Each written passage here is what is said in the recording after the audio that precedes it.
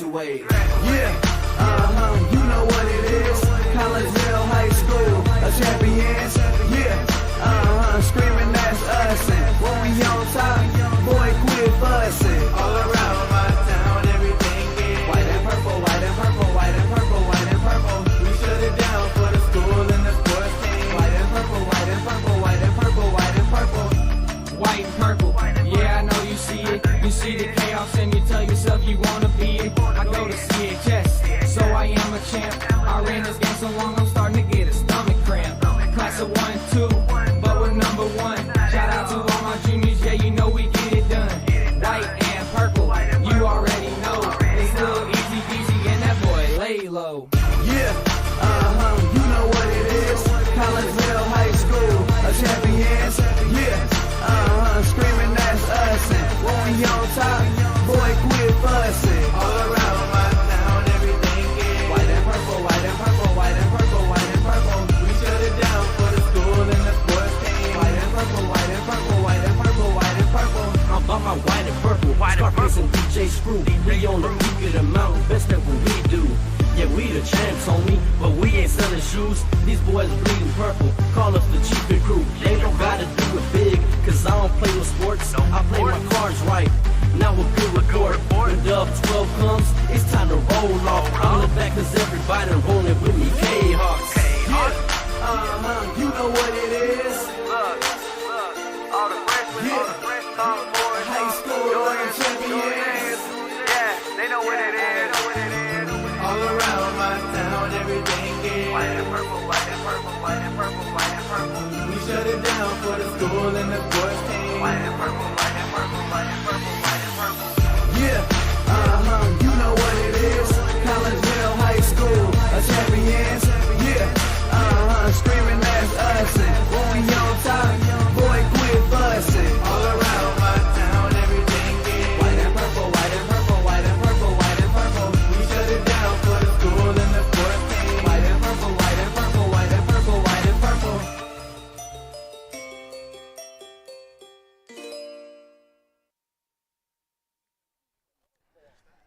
And a very good evening, everyone, and welcome to Mount Zion, Illinois, as we get you ready for week number 7 of the high school football season here on the Kahok Sports Network as your Collinsville Kahawks get ready to take on the Mount Zion Braves. My name is Todd Duke.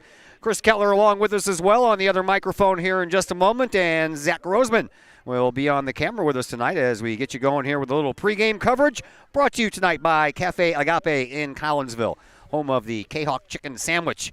Cafe Agape, been in business for 10 years now, celebrating their 10th year anniversary later this year. They offer catering, some of the best homemade food in the area, and right now they can't seem to get enough people to open up the actual store there in Collinsville. So right now they're concentrating on catering. So if you have events coming up, big or small, business luncheon, award ceremony, or maybe you got a wedding coming up, like I said, big or small, give Cafe Agape a call at 345-CAFE. That is 618-345-2233.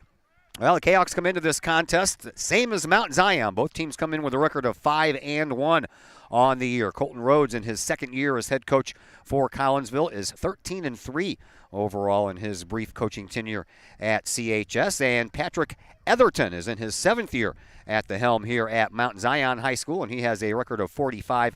Kahawks, they're coming off of a big 46-0 road win at Granite City last week.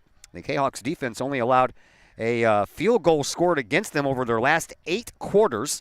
They've won 5 in a row, and in that time they have outscored their opponents in those 5 games 200-31. They only allowed 60 total yards of offense last week to Granite City. Head coach Colton Rhodes is now 7-0 on the road in his first 2 seasons and 6-3 at Kahok Stadium. The Braves, they are coming off a thrilling overtime victory and a Palo Conference victory over rival Effingham last Friday night. Braves, they had a 1-point deficit to overcome at halftime with the Hearts leading 14-13. Braves outscored Effingham 20-19 in the second half for a 33-33 tie. In overtime, Effingham drove 75 yards on their OT possession and kicked a 21-yard field goal to go up 36-33. And then with less than a minute left in the game, The Braves connected on a 10-yard touchdown pass to win it, 39-36. Macoby Adams, the quarterback, hit Grant McAtee on a slant pattern to connect for that game winner. Last year, week number 7, that's what we are this year too. That was a loss for Collinsville. The only loss they suffered in the regular season against Mount Zion, that was at Collinsville High School, 36-21. Collinsville was up 21-9 at halftime of that game. Jerry Richardson with a 64-yard touchdown run and a 95-yard kickoff return for 2 touchdowns. The other touchdown was a 44-yard run by Colby Anderson, last year's quarterback. Braves had a touchdown pass and a missed extra point and a 35-yard field goal for their 9 points in that first half, but Collinsville wouldn't score again. Braves would. Anderson threw 3 interceptions in that game. All those came in the second half, and one was for a pick 6, and that's pretty much the way that game ended. We bring in Chris Keller now. How are you doing, sir? Oh, great to be here. It's a beautiful night here in Macon County. We're ready for some football here tonight. Kiosk ready to dish out some revenge for that loss last year against Mount Zion. Yeah, what do you remember about that loss? Just it went south in the second half there. Kiosk were up, had that big kickoff return, and was winning 21-9 at the half, and then the turnover started happening, and offense just went nowhere, and Mount Zion really just wore down the Kiosk there in the second half. Well, that they did. We hoping for a little revenge factor here tonight. I had a chance to talk about last year's game against the Mount Zion with Collinsville's head coach Colton Rhodes, and we'll pass that conversation on to you next as the Cafe Agape pregame show continues here on the Kahok Sports Network. Cafe Agape serves up some of the best sandwiches, burgers, pork steaks, meatloaf, fish, and more in Collinsville. And yes, they still cater.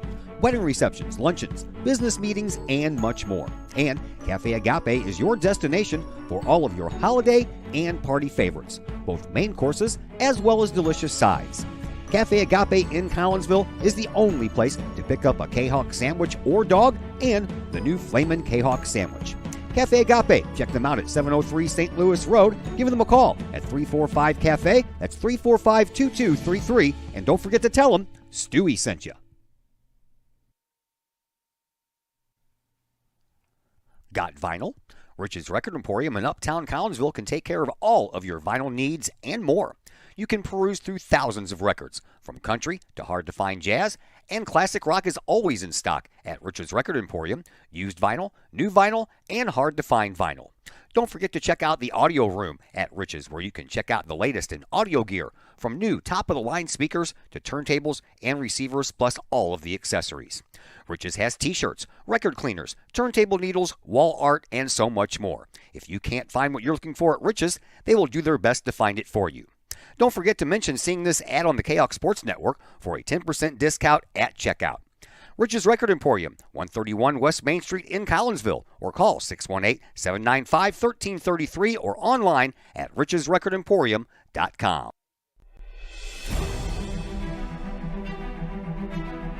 At Visionary Wealth Advisors, we empower you to see your future before it's your future, to create your inheritance,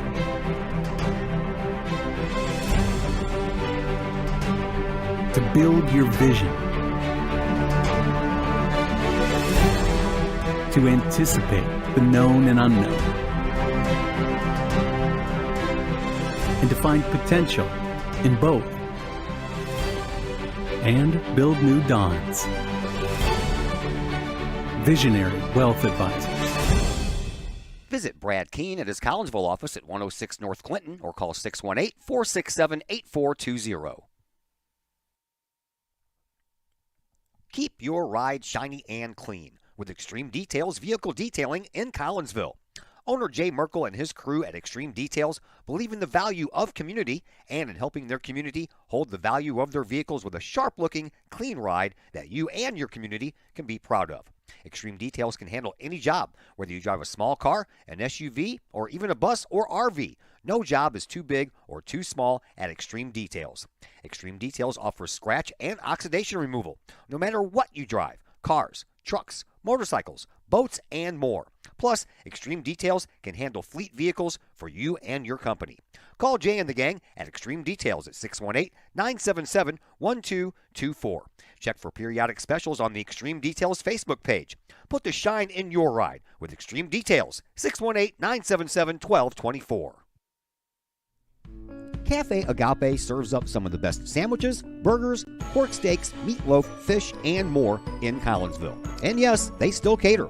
Wedding receptions, luncheons, business meetings, and much more. And Cafe Agape is your destination for all of your holiday and party favorites, both main courses as well as delicious sides. Cafe Agape in Collinsville is the only place to pick up a Kahok sandwich or dog and the new Flamin' Kahok sandwich. Cafe Agape, check them out at 703 St. Louis Road. Give them a call at 345-CAFE. That's 345-2233. And don't forget to tell them Stewie sent you.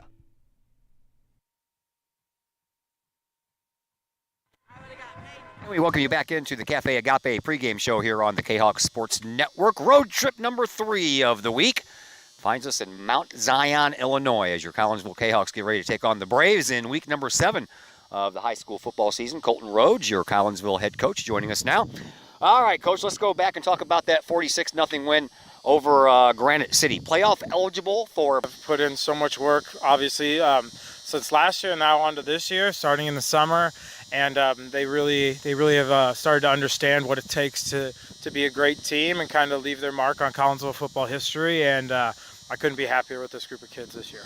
All right, big gains by the offense, man. 454 total yards, 396 of that on the ground. That was awesome. Yeah, I mean, it was just a matter of how Granite City was going to play us, and we thought we could exploit their defensive line with our offensive line, and that turned out to be true. And I decided, especially after that first drive, I didn't call a single pass, and I decided, why pass the ball if we were going to run it this well? So we just kept on with that momentum the whole night, and the offensive line played great and responded. Receivers blocked downfield, and then you got, when you're blocking for guys like Jerry and Ethan and Colby and everybody else back there, it makes you look better too.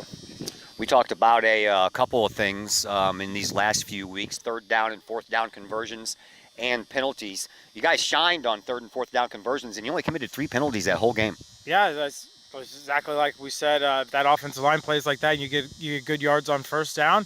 It makes your play calling on 2nd and 3rd down a lot easier.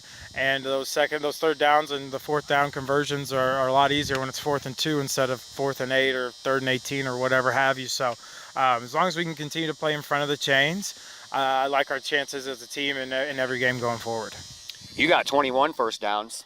Your defense held Granite City at only 4 first downs in the whole game and 60 yards of total offense. Your defense has been playing stellar all year. Yeah, it's something we're hanging our hats on right now for sure. You just look at our defense and the way they play each and every game, and you think about, there's guys looking at their tackle numbers, like, wow, we're playing so well, they don't have that many tackles. Well, that's because they're never on the field, because they stop them in 3rd and 3 and out every single drive. So when you have guys doing their job on defense, it makes offense's job a lot easier, because you can adjust a lot more and see what they're going to go against you. So our defense has played lights out. If we can continue to do that, then people aren't going to want to play us. All right, let's talk about Mount Zion. They handed you your only regular season loss from a year ago, and I'm sure that you and the guys that were on last year's team are just chomping at the bit to get a little payback. Yeah, last year our game against Mount Zion, we just imploded. We had 5 turnovers on offense, so that wasn't our game last year. We played them, and it just wasn't us. 2 fumbles, 3 interceptions, and we didn't turn the ball over much at all last year. So that, having another chance to go at them this year will be nice for us. Now, they're a pretty good team. They like to throw the ball. I think their quarterback has about 1,500 yards passing, and then they got a receiver who's got 700 or so. And so they look to move the ball well on offense, but just like we talked about earlier, I think our defense can stand up to the task there. Yeah, and that was a tale of 2 halves, man. You guys had a 21-9 lead going into the halftime locker rooms, but then you didn't get any more scoring, and they kind of flipped the script on you and scored a bunch. Yeah, we had we had 2 fumbles in the first half, and then we had 3 interceptions in the second half, and one of them was a pick 6, and we started playing from behind, and we had a chance there at the end. We tried to kick a field goal to make it a 1-score game, and then we missed the field goal, and then as time was kind of expiring there, they had a long touchdown run to seal the game, so it made the score a little bit more lopsided than it was. I think we were down by 9 when we tried to kick a field goal. But yeah, I'm hoping we've fixed all those mistakes from that game, and we can continue to do what we're doing this year. All right, so both teams come into this one with a record of 5-1. That means whoever is the winner tonight is going to assure themselves a spot in the playoffs. So I'm sure you're expecting a battle. I know I am. Oh yeah, no, they're definitely not going to lay down and give us a win here. They're a really solid team. I like the way they run their offense. They have a lot of guys going both ways. Now we have guys going both ways too, but I think their whole offensive line plays a lot of defense, and all their receivers play defense as well. So we're hoping we can wear them out a little bit throughout the game and test their conditioning levels. So it's going to be a fight, but I know our guys are up for the test. As the Collinsville Kahok coach, what are your keys to make sure you get that victory? Hold on to the football. We can't turn it over tonight, especially in a close game like that. And then play in front of the chains like we always talk about. And then defensively, don't allow the big play. Now they like to throw it deep. They'll throw it deep every 4 plays, where they'll just launch a deep one, throw it up, and hope their guy comes down with it. So if we can limit them to maybe one of those, or as some like that, or maybe none of them, then I think I like our chances a lot this week. All right, man. It's your wedding anniversary today, and you're doing a football game. It was my wedding anniversary yesterday, and I was doing a soccer game. We got a couple of pretty good wives, don't we? The best. Can't ask for anything better than what we got. Thanks a lot, Coach. Go get them. Good luck. Thank you. You too. That is Colton Rhodes, your Collinsville Kahok head coach. We'll take a break here on the Cafe Agape pregame show. When we come back, we'll set the starters for you. More names, more numbers, all that and more coming up on the Kahok Sports Network. Cafe Agape serves up some of the best sandwiches, burgers, pork steaks, meatloaf, fish, and more in Collinsville. And yes, they still cater. Wedding receptions, luncheons, business meetings, and much more. And Cafe Agape is your destination for all of your holiday and party favorites, both main courses as well as delicious sides. Cafe Agape in Collinsville is the only place to pick up a Kahok sandwich or dog and the new Flamin' Kahok sandwich. Cafe Agape. Check them out at 703 St. Louis Road. Give them a call at 345-CAFE. That's 345-2233. And don't forget to tell them Stewie sent you. Lakeside Roofing in Collinsville. Let the professionals at Lakeside Roofing protect your most important investment, your home or business. Have the elements taken a toll on your roof system? Notice a leaking roof? Maybe it's time for a free roof inspection. Regular maintenance can extend the life of your roofing system by 10 years or more. Lakeside Roofing is your winning team for commercial and residential roofing systems. Lakeside's all-star professionals have installed, repaired, and maintained hundreds of roofs on both sides of the river. Call Lakeside Roofing today at 618-344-2800 or 314-241-5253 or online at lakesideroofing.com.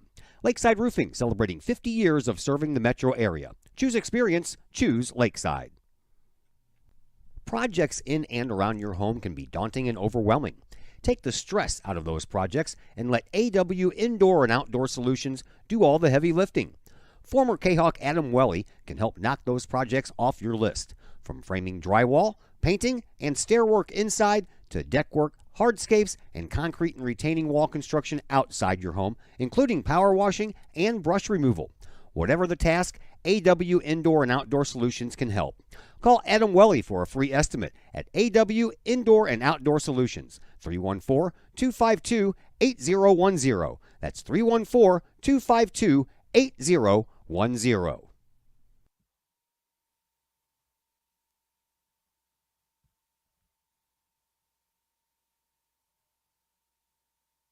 Hello, everybody. This is Mike Ogle with Ogle Auctions, and we hope you are enjoying tonight's game, and go Kahawks. Hey, check us out. Every Sunday night, we have an online auction at www.ogleauctions.com.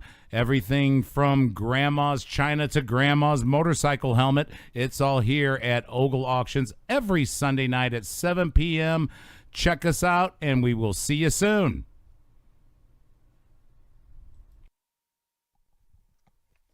Mike's Automotive in Collinsville is a T3 certified tire dealer and so much more. Sure, Mike's Automotive has tires. They can also help with making sure your entire vehicle is road ready, from belts and hoses to preventative maintenance like oil changes and tire rotation. Plus a lot more than that. Mike's Automotive has 3 locations to choose from. Mike's Automotive in St. Louis and Millstadt, and Mike's Automotive in Collinsville at 1150 St. Louis Road, just blocks from the high school. Or call Mike's Automotive at 618-345-0611. Mike's Automotive in Collinsville. Cafe Agape serves up some of the best sandwiches, burgers, pork steaks, meatloaf, fish, and more in Collinsville. And yes, they still cater. Wedding receptions, luncheons, business meetings, and much more. And Cafe Agape is your destination for all of your holiday and party favorites, both main courses as well as delicious sides. Cafe Agape in Collinsville is the only place to pick up a Kahok sandwich or dog and the new Flamin' Kahok sandwich. Cafe Agape, check them out at 703 St. Louis Road. Give them a call at 345-CAFE. That's 345-2233. And don't forget to tell them Stewie sent you. And once again, we welcome you back to Mount Zion High School. Todd Duke, Chris Kettler, and Zach Roseman along with you. And we're just about ready to go here between Collinsville and Mount Zion. Collinsville won the coin toss, and they have elected to receive the ball. So that means that Mount Zion will start off on defense. And you will find your defensive lineman is Victor Bem, Mylan Mosley, and Mason McNeil. Your linebackers for Mount Zion include Tyson Evans, Jaeger DeMarion, Cameron Schroff, and Brock Trump. And then your defensive backs is Chase Fink, Grant McAtee, Braden Trimble, and Tony Alford. And that means that Collinsville is going to get the ball first, which means they'll trot their offense on the field first. Quarterbacking today, as usual, is Ethan Bagwell. His premier running back is number 9, Jerry Richardson. Wide receivers here for this game: Colby Anderson, Darren Pennell, Kylan Jordan, and KJ Thorpes-Watt. And on the line, George Lopez, Max Link, Ian Kingen, Thomas Kohler, and Javier Oseguera. Chris Kettler, your thought on the coach's interview? Yeah, he touched on a lot of things there. I'm glad the defense has really stepped up here for the Cahoks, really set the pace, and that allows the offense to look good, look like they're in that flow and rack up the points that they have. Looks like Coach really wants this revenge from last year's game. It left a real sour taste in his mouth the way it sounded. Yeah, we were talking before I started recording. Not only did he celebrating his wedding anniversary tonight, I celebrated mine last night, and his birthday is 11 days after mine, and both husband and wife, for both of us, their birthdays are 10 days apart. My wife is 10 days before me, and his wife is 10 days before him. How about that? Interesting stuff. Very short kickoff. Collinsville takes it, and the up man all the way out to midfield. Nicely done there. Jordan? I believe so. Kylan Jordan carries that one for the Cahoks. They didn't kick it deep to, Pennell or Colby Anderson. Cahoks will start in good field position.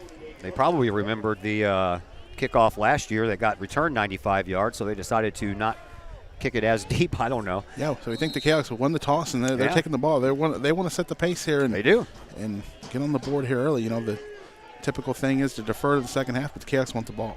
All right, 1st and 10 for Collinsville. Ball on their own 47-yard line, so nice starting field position here right off the bat for Collinsville. And Bagwell will keep the ball himself after a fake handoff to Richardson, and already in to Braves territory after about a 6-yard run there by Ethan Bagwell, who comes into this contest with 435 yards on the ground with 76 carries on the year and 6 rushing touchdowns.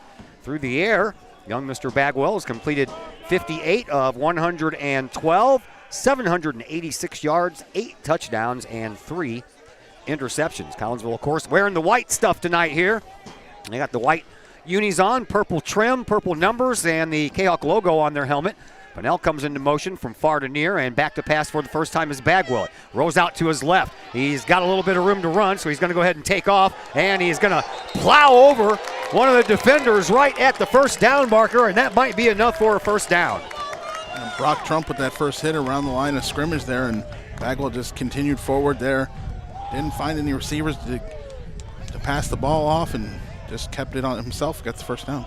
I'll hear that little wind rushing over the microphones here, so a little bit breezy out here, but not too bad. It's pretty chilly if you're standing in the stands. If you're playing football, I'm sure it's just perfect.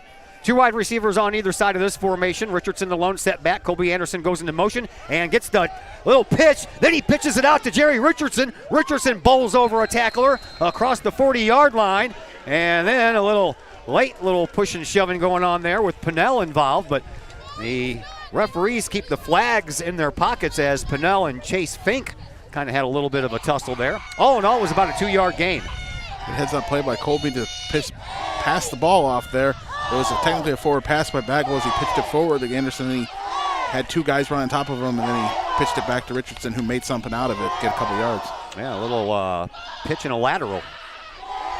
So 2nd down and 8 for Collinsville. Here's a snap, and a handoff goes to Richardson. He tries the left side. He's got some room. He gets through a couple of blockers. He's on the run. He gets tripped up at the 15-yard line. And if it wasn't for the shoestring grab of Patrick Brock, Richardson would have been gone. Yeah, he was really out in the open field there. Brock just did one little reach out there to get Jerry there and ended up tripping up about the 16-yard line.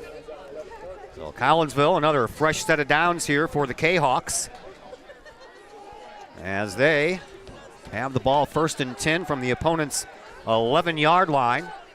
In shotgun once again is Bagwell. He'll take the snap. He'll hand it off to Richardson. Richardson goes right up the gut and then darts to his right, and he is inside the 10-yard line to about the 5 as well. They'll mark him down, and that looks to be just about where he needed to get for a 1st down. It'll be 1st down by at least a yard there. It'll be 1st and goal for the Cats.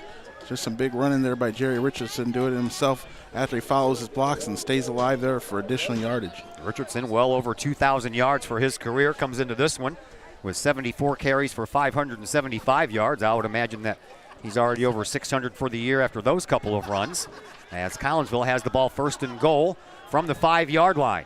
2 wide receivers on the far side, 1 over here on the near side. Richardson, the lone set back. Bagwell's going to keep it. He tries that left side, and he's down to the 1. And then at the last moment, a flag was thrown in, and that might be against Richardson as he was caught holding Patrick Brock a little bit there, and it is a holding call against Collinsville. That's not what you want to see. The Cats have kept the penalties away last week, only 3 against Granite City, and you're knocking on the door of a score here, and you're already going to go backwards. But it'll still be 1st down. It will be 1st down, but it'll be 1st down and 15, or 1st and goal from the 15. And we have 9 minutes and 11 seconds left here in this opening quarter. Glad that you're with us here on a chilly Friday evening. Hope everybody's enjoying things out at Old Herald Brewery and Distillery, watching on the big 24-foot screen out there. Hello to everybody. Hello.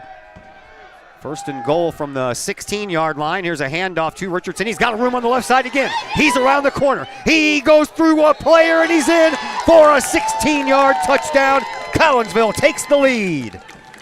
He's helped by the big block of Isaiah Gordon and cuts back right side just at the last minute and runs through the last man there, Mount Zion.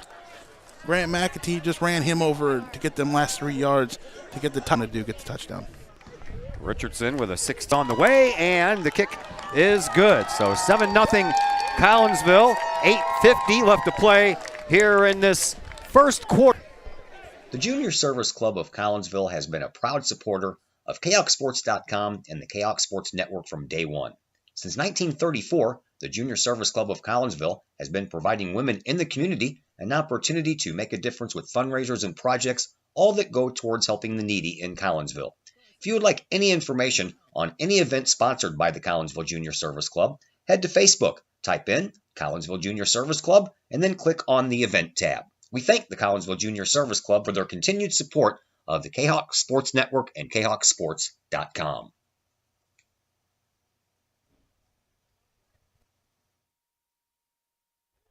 Todd Duke, Chris Kettler, Zach Roseman back with you from Mount Zion High School. Collinsville, a 52-yard drive on the opening possession, capped off by a 16-yard touchdown run by Jerry Richardson, and Collinsville is up 7-0. And the Mount Zion Braves are going to get their hands on the ball for the first time right after this kickoff. It's like 11 and 21 are the farthest one back deep. Braden Trimble. Well, I usually have Jacob Harvey back there. That was the information I got, but Chai's ready to go. 21. And a little pooch kick that's going to fall on the turf, and it's going to roll, and it's going to go off of a body. They'll pick it up and go nowhere after that. Down to the 24-yard line after almost a botched kickoff play, but Mount Zion holds on to it, and they'll have the ball, and you will find Makobe Adams, their quarterback. Running back is Bryson Richardson. 4 wide receivers in Braden Trimble, Jacob Harvey, Grant McAtee, and J.C. Anderson. And the offensive line for the Braves consists of Mylan Mosley, Patrick Brock, Justin Morrow, Victor Bem, and Mason McNeil. We'll give you Collinsville's defensive starters here just as soon as we get this first play from scrimmage for Mount Zion.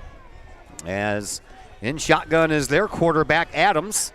He has one lone running back, and he just went from the left shoulder over to the right shoulder. 3 wide receivers over here on this near side. Back to pass, a little throw, a dump off in the flats, and they're going to have some success after that run, and that might be close enough for a first down as Mount Zion goes to the air right off the bat, and you can't say you blame him because Makobe Adams is 97 for 158 on the year, 1,508 yards through the air, 22 touchdowns, and 3 interceptions.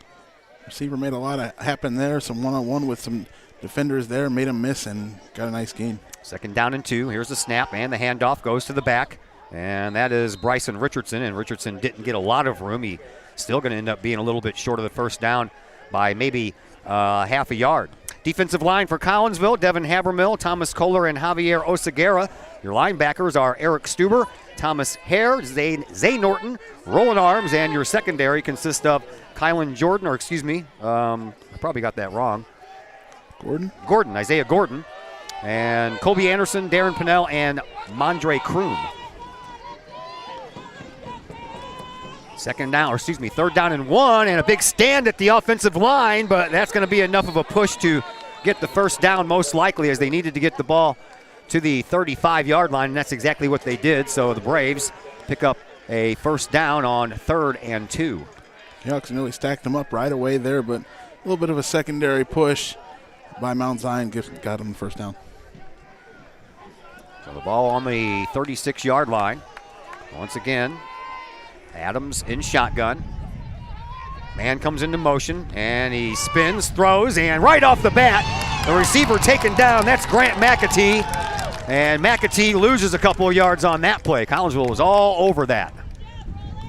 Rolling Arms in there just wrapped him up right away and didn't allow him to go anywhere. It's a negative play there for Mount Zion. Bryson Richardson, as I mentioned, is their featured running back, 52 carries, 237 yards, and a touchdown. And the Braves are looking at 2nd and 12 from their own 34-yard line. 2 wide receivers over here on this near side, one on the far. Back to pass is Adams. He throws it down the middle. Not a lot of room there, but trying to wiggle his way out of it and not having very much success at all. All the way back to the 30-yard line is Braden Trimble, and Trimble might get some forward progress out to the 20, but I still think it's going to be a loss on the play. He's trying to stay out of the arms of Devin Habermill, and Max Link cleaned it up there, and yeah, it ends up being a farther negative play there. Yeah, that's about an 8-yard loss on the play. It's going to bring up a 3rd down and 18, so we'll call it a 6-yard loss after the first play was a 2-yard loss. So Collinsville's defense stiffening up. Trip wide receivers to the right side of this formation, empty backfield. Adams is back there by himself. As he takes the snap, he'll go back to throw, and he looks down the middle. He lofts one down the middle. That's going to be over everyone's head, and it's going to bring up 4th down. Well, the quarterback, Adams, led to where only his receiver was going to catch that ball. No one else was going to catch it there. The receiver was going to get past the Kahawks, but it was thrown too far. The punter is Owen Owens. Owen Owens.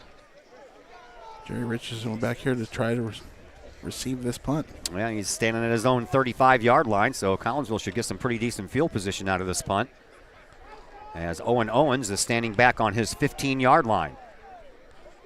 He'll take the snap, and the kick is on the way. It's high, and it is deep. It'll back Richardson up to the 35. He'll take it from there. He sheds one tackler, gets past the 50-yard line, up the far side. He's going to go. He's going to be, he fumbles the ball, but it goes out of bounds. And Collinsville will have the ball close to the 20-yard line. They're going to mark him out of bounds at about the 22.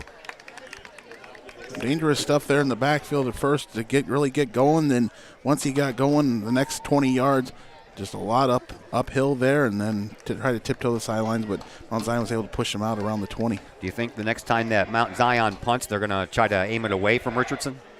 Yeah, that might be the last time they do that. Yep. Grant City didn't punt anywhere near the receivers last week, and Mount Zion learns the hard way. So Collinsville has the ball, 1st and 10 from the Braves' 22-yard line.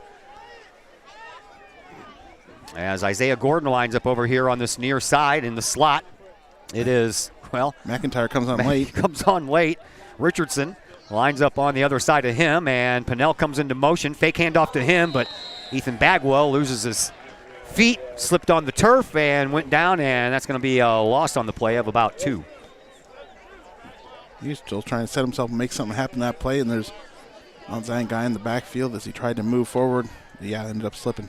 Yeah, I don't think there's any moisture on the field because it's kind of chilly out here, and usually not one of those kind of weather situations where you have any dew forming on the field at this point.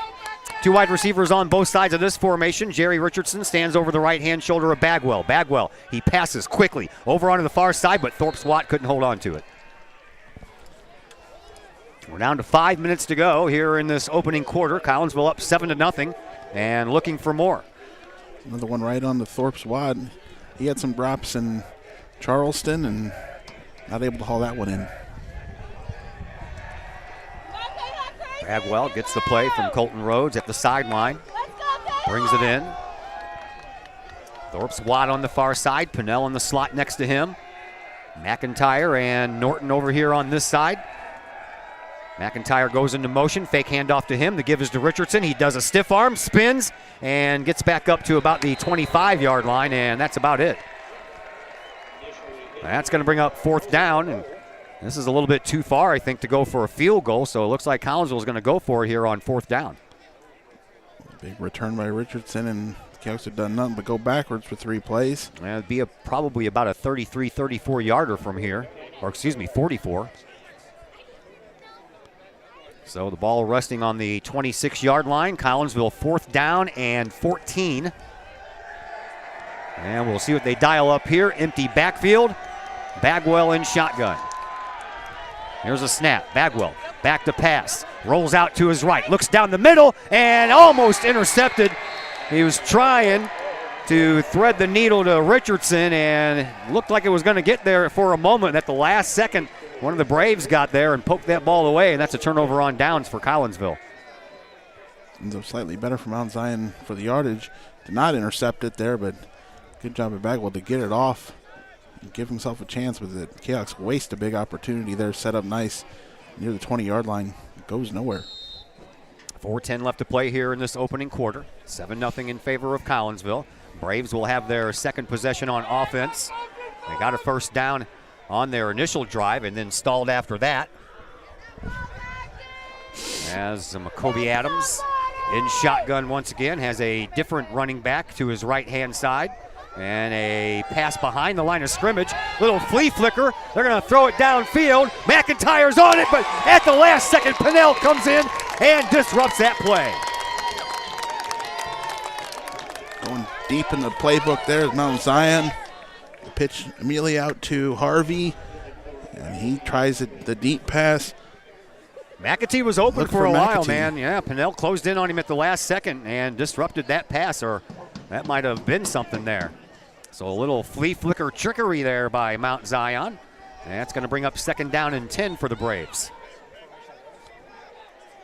All the wide receivers are stacked up over on that left side, and Adams looks that way, gets out of trouble, throws it down that line. Colby Anderson is there, and he has the interception. Colby Anderson, the 2nd game in a row with a huge interception. You can see that one coming. It looked like Colby was going to have the better positioning on that ball. Receiver took a while for him to get back behind it, and Chaos with the big interception.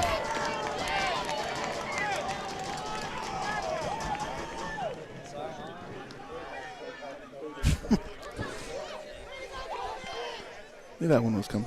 Okay. 3:54 left to play here in this opening quarter. Collinsville's 3rd possession here of this first quarter. Scored a touchdown on their first one, kind of backfire on their second possession, and now we'll see what they got going here on the third. Here's a snap. Handoff goes to Richardson. He tries the right-hand side, turns the corner. He's got some room, and he is going to get forward enough. That's going to be about 2 yards short of the first down, so a pickup of 8 on that play.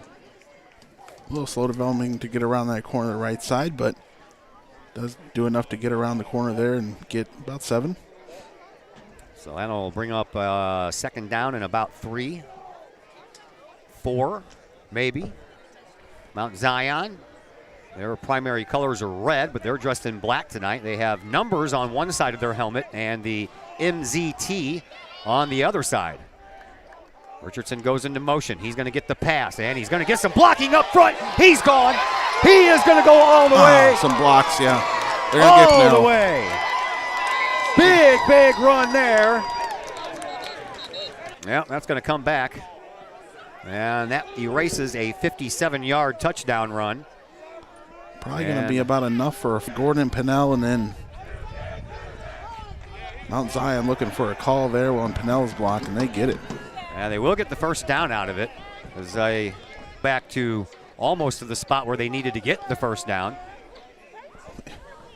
They marched it off a whole extra yard from where the flag was. I don't know. Okay, so it'll be second and 1. Second down and 1. So after they mark off the penalty, Son will have enough yards to get that first down. He only needed 1, got about 1.5. He's the one you're going to go to in them little short yardage situations. Good upfield runner. They can get that, and he has to get the 1 yard they need. So a fresh set of downs here for Collinsville as the clock stops during the chain gang movement. 2:58 left to play here in this first quarter. I don't know. Well, there it goes. For a minute there, they didn't start the clock. Oh, that was a high snap. Good job by Bagwell to hold on to it. And another give to Colby, and he gets up to midfield, and now a late flag comes in way back in the secondary. Captain Crazy is here. Yay. Might get Tremble here on Mount Zion on something.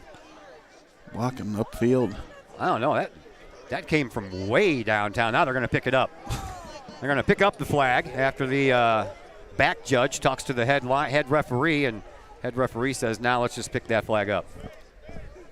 So it'll bring up a second down and 6 to go here for Collinsville. 2:44 left to play here in this opening quarter.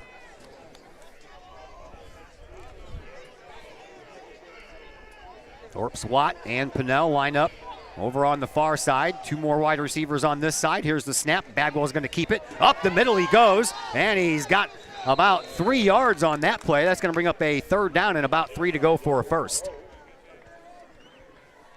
That was a block of George Lopez. It's worked a couple times there for the Kahawks. All been positive yards. But it'll be third down. Third and short. I like third and short a lot better than third and long. Richardson will come back out there for this play. So Jerry back in at running back. Colby heads to the bench for a little bit of a breather. 2 wide receivers on either side of this set. There's a snap. Handoff goes to Richardson, and he almost got caught in the backfield and gets across the line of scrimmage. It's to the line of scrimmage, and that's going to bring up a fourth down. Fourth and a long 1, maybe right at 1. Yeah. The Kahawks might go for this one. Fourth, we'll call it 4th and 1.5. 4th down and about 4.5 feet. We're down to the final 90 seconds left to play here in this first quarter. Collinsville up 7-0 after their opening drive. That consisted of 52 yards and a 16-yard run into the end zone by Jerry Richardson. Richardson lines up over the right-hand shoulder of Bagwell. Bagwell's going to go under center, and he's going to plow forward, and they're going to have a flag on the play, and that's going to be a false start against Collinsville. So now we'll see what they do. It's going to bring up a 4th down and 6.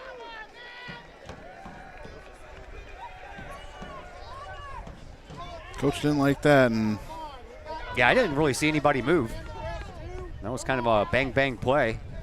Bagwell just kind of walked up under center and put his hands under and said hike. no decision here. Bagwell's also the punter, so anything could happen here. Play clock down to 10. as number 10 heads back to the huddle. Calls the play out quickly. They're going to have to hurry up, or they're going to have to burn a timeout. In shotgun is Bagwell. He's going to go back to pass. He looks, he throws. Oh! Off of the hands of Collinsville's Isaiah Gordon. And the second time Collinsville has turned the ball over on downs. Gordon was able to get up the field, turn himself there, get himself set, and all he had to do was haul the ball in. Didn't happen. 1:11 left to play here in this opening quarter. Mount Zion will get the hands on the ball one more time here in quarter number 1, as they probably have their best starting field position so far tonight, as the ball rests on their own 48-yard line. So Macoby Adams brings his team back out. And Bryson Richardson, the running back. Got Richardson's running back is on each team. Here is the handoff to Richardson. He's going to go nowhere. Gets up to the line of scrimmage. That's it. Collinsville pushes him back. No gain on that play. Some pressure guys in there too on the defense. They've been resting, and they're also putting some guys in there who haven't played much yet, trying to stay fresh up against Mount Zion team that has a lot of guys playing both ways. I bet that Captain Crazy uniform's nice and warm though, huh? Yeah, that's Clay Smith. Yeah. All right. Second down and 10. Loss of about a half a yard on the play. Final 30 seconds left in this first quarter. Adams in shotgun. Richardson stands over his left-hand shoulder, and he gets the handoff, and he'll get nowhere again. Same play, same result. And that'll bring up third down and 10. Yeah, and rolling arms again. Busting through there. Knocking them back, and it'll be third down, but actually lost a yard on that play, so we'll call it third down and 11, and that'll probably be the final play here in this first half. So we will take a break. Second quarter action coming your way next on the Kahok Sports Network. Do you have a big land improvement project that requires some outside help? Call Petroff Trucking Company. The Petroff Companies have been shaping the metro area since 1975. Family owned and operated, Petroff Trucking Company can do the job and do it right. Hauling, excavating, and grading, they do that and more. Petroff Companies also has roll-off dumpster rentals. They also specialize in dirt and rock sales. Petroff Trucking Company can help you develop your land for your needs. Petroff Trucking Company. Check out their website, petrofftrucking.com, or give them a call, 618-797-6100. Petroff Trucking Company, shaping the metro area since 1975.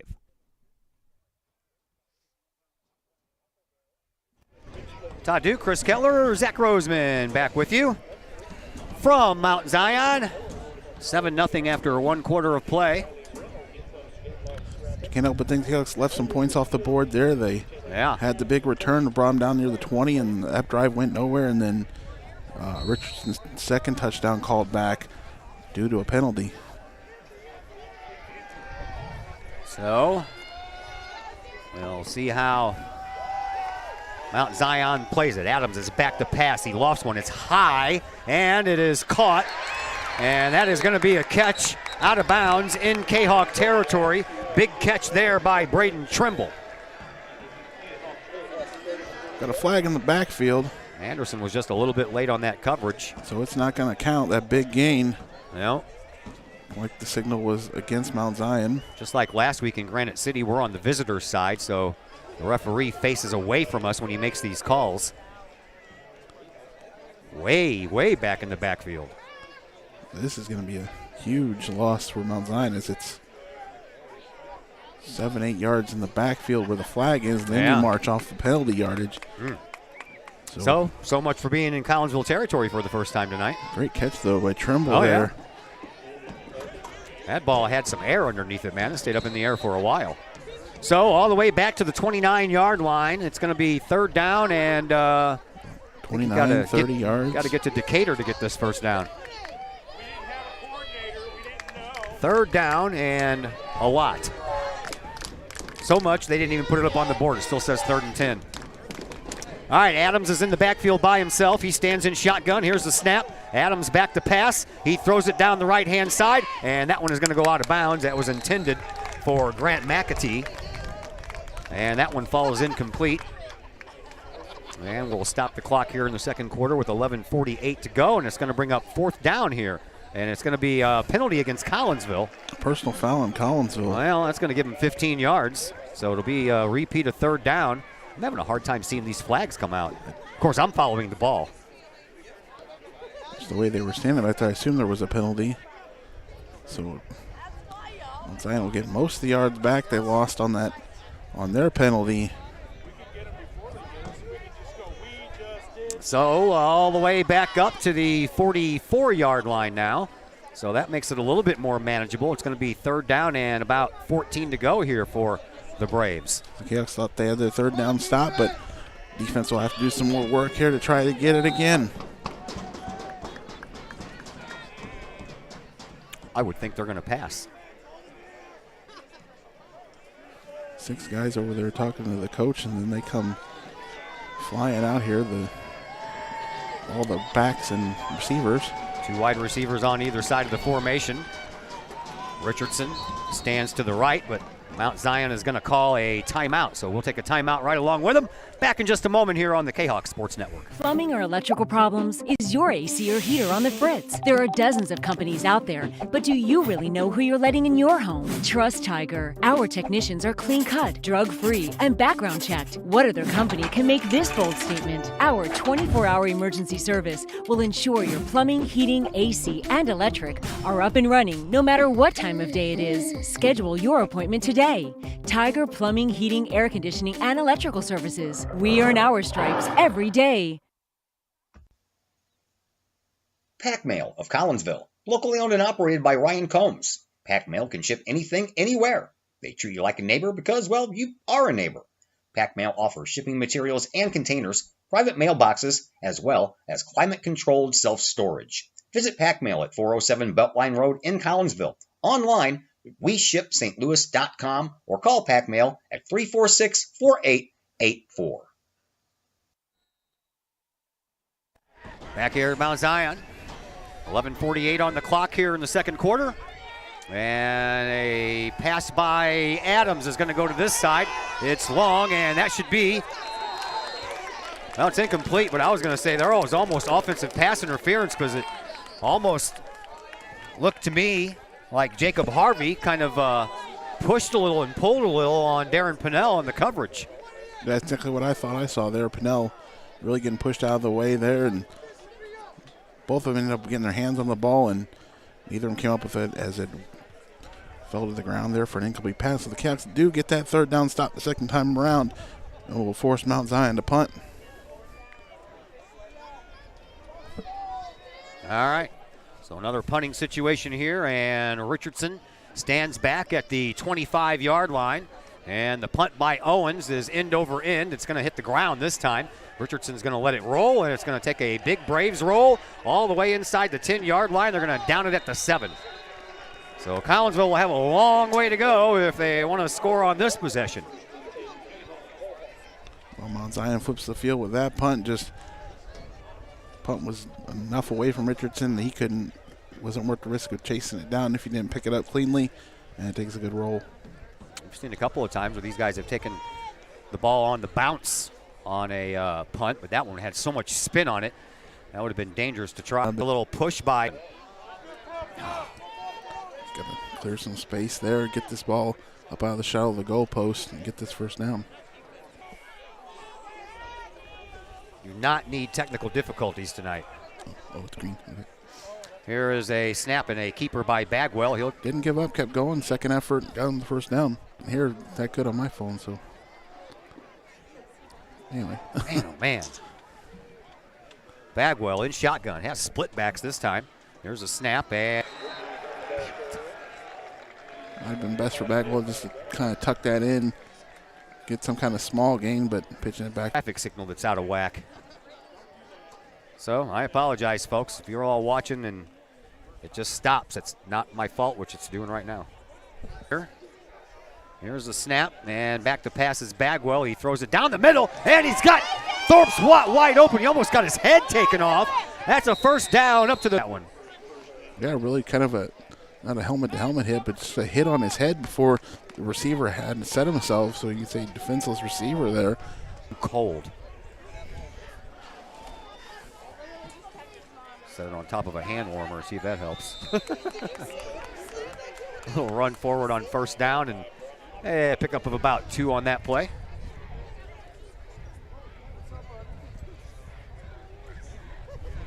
I don't know. I did move it over, so maybe that helped. Works for me. Hopefully that'll be the last of those issues. All right. 2nd down and 8 here for Collinsville. Ball on the 33-yard line. Bagwell in shotgun. Pennell goes in motion, and the handoff is going to go to Richardson. He zigs, he zags, and he is across the line of scrimmage and picks up about 4 on that play. It's going to bring up a 3rd down and about 2 to go for a 1st down here for the Kahawks. On that play there, the handoff is just kind of slightly delayed enough there that Mount Zion over pursues enough, and there's enough of a hole for Richardson to get through on the blocks there for the small gain. Now let's hope it doesn't get too hot. I've had my Wi-Fi hotspot quit on me before because it's gotten too hot. Usually during summer, fall games or spring games when it's a little warm outside, but so far so good. Here's a handoff to Richardson again, and once again he zags and he zigs and he's across the line and he's across the 50. He's up the near sideline. He's going all the way. He's got one guy to beat, and that guy pushes him out of bounds. Saving the touchdown was Tony Alford, and if it wasn't for that, Richardson would have been gone, and no flags on the play. When he got past the line of scrimmage there, he just saw where the blocks were, went left, went right, all over the place there, and then got out there in the open field. I thought he was gone there. He just had to stiff arm the guy, but they kind of ended up pushing off each other, and that allowed Richardson to get tackled. What? Did we get a flag thrown at the end of that play? Yeah, let's just throw another flag. There. For Mount Zion's sideline there. I'm surprised they didn't pick up the flag, unless that was what the other flag was for that they picked up back there along. Chain gang's a little late getting down there. Well, they see the flag. They're told to. I know. Hold your spot until we're ready, and now we'll wait for them. And now we're ready. All right, 8:05 on the clock, and Collinsville in the red zone. One guy. Tell you what, man. You Ian Kingen. You run into the back of Kingen, man. You're not going to go anywhere because that dude's big. 343 pounds. Big Kahok center. He kind of got pushed back a bit. And getting my hotspot down on a hand warmer because we just went back to the red, green, yellow box. Red is bad. Red is bad, okay? Gain of 2 on the play. Bagwell back to pass. He throws it into the end zone and just a little bit too far from its intended target, Kylan Jordan. Anything, you had 2 Mount Zion. The one on Jordan there and another one cutting in there. A dangerous pass could have. It's hot spot or nothing. And right now it's nothing. Hot spot or nothing. And right now the hot spot's acting up. So I apologize. There's nothing I can do about it. I have no Wi-Fi. Here's a snap, and the handoff goes to Richardson. He comes up to this side. And you probably missed all of it. 3rd time that Jerry's seen the end zone. The one was called back there. The last block was by KJ, and then the initial one that just kept him going upfield was from Devin Habermill, who was out there on offense, and Kahok touchdown. So as I looked down, and my box was bright red, and the extra point is good. And Collinsville out to a 14-0 lead. We have 7:06 left to play here in this first half, and we'll be back after a timeout here on the Kahok Sports Network. The Collinsville Education Association is a proud supporter of KahokSports.com and the Kahok Sports Network. The CEA is your partner as they work to ensure quality education for our children. The CEA advocates excellence and equity in public education and represent over 400 educators in 11 schools in both Madison and St. Clair counties. For more information, you can visit the Collinsville Education Association's Facebook page or the CEA's website at collinsvillecea.org.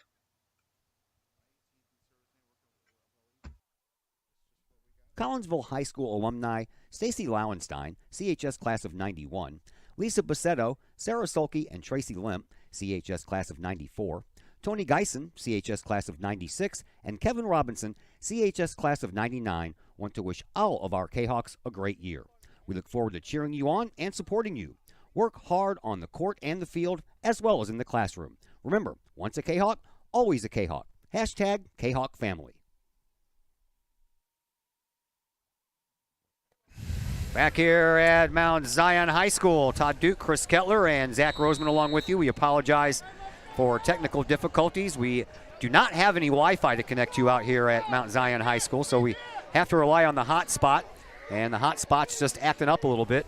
Right now I got a nice bright green box. Green is good. Here is a kickoff after Collinsville scores their second touchdown, and up to the 25-yard line, the runner Braden Trimble on that kickoff return. And the Braves will start there with 7 minutes left to go here in this first half. No, it is not just you. Okay, I'm going to explain this again, kids. We do not have Wi-Fi out here. I have to go on a hotspot, and the hotspot is acting up. Apparently, the two guys to my left and right, Chris Kettler and Zach Roseman, said that they're having not very good signals on their phones as well, so we're probably in some kind of a little bit of a dead area here when it comes to cell service, but I moved my hotspot from the table up to the fence post, and as of right now, that seems to have worked. So hopefully it'll stay like that. And other than that, there isn't anything else I can do. We are hotspot dependable here tonight. Pass out to the far side once again, and that one was complete to Trimble. Little flare out there, the right side there. Good enough gain there for Mount Zion. They've only gotten, what, the one first down so far? Yeah. I think so. Second down and a couple to go here for the Braves. Adams is back to pass. He throws, and he's got a completion, and it's going to be enough for a first down up to the 40-yard line. That one was completed to McAtee.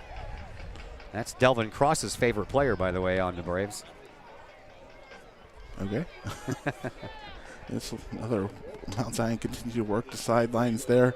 Just complete the pass, but the Chaos stop him for any yards after the catch. Hopefully Delvin got his Qdoba meal, pregame meal. He said that's his tradition. So hopefully he did that. We don't want to break any traditions here. Adams back to pass.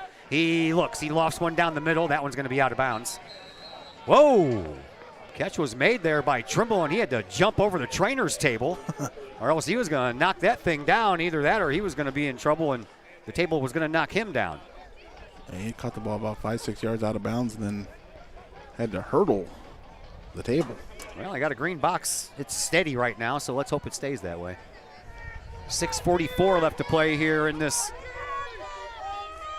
first half. In shotgun, it is Adams once again. Richardson, his running back, stands to his left. Two wide receivers on either side of this formation. And back to pass is Adams once again. He'll step up. He'll launch one deep down the sideline, and a catch, but it's out of bounds. That should be out of bounds. He's about 2 or 3 yards out of bounds here. No! Are you kidding me? That guy caught the ball about 3 yards out of bounds. He landed on the big fat white line over there. What? Zion radio guys are getting a laugh out of that. They can't believe it either. Yeah, we got the Decatur radio station right next to us. They're getting a laugh out of it. Even they thought it was out of bounds. So a big, healthy gainer for Mount Zion. They had one earlier that was called back due to a penalty, and this one is phantom as it was out of bounds. That was play clock down to 0 as they hurried up back onto the field. I don't think they got that off, but no flags were thrown. How did you not get a false start out of that? They were all running up to the line of scrimmage at the last second. Yeah, they were not. Some of the one Lord said so. It's legal motion, but with it being incomplete, you might just take it anyway. Second down and 10. Adams has Richardson to his left. Two wide receivers on both sides, and Adams is back to pass again. He steps up, and he's going to get wrapped up. Thrown down to the ground by Collinsville's Thomas Kohler. And that is going to be no gain on the play. And it's going to bring up a 3rd down and 10. Good defense upfield there by the Kahawks. Mondre Krum, Isaiah Gordon, and even Pennell on their men, the receivers, and Adams had nowhere to go with it. Got swallowed up and gets sacked.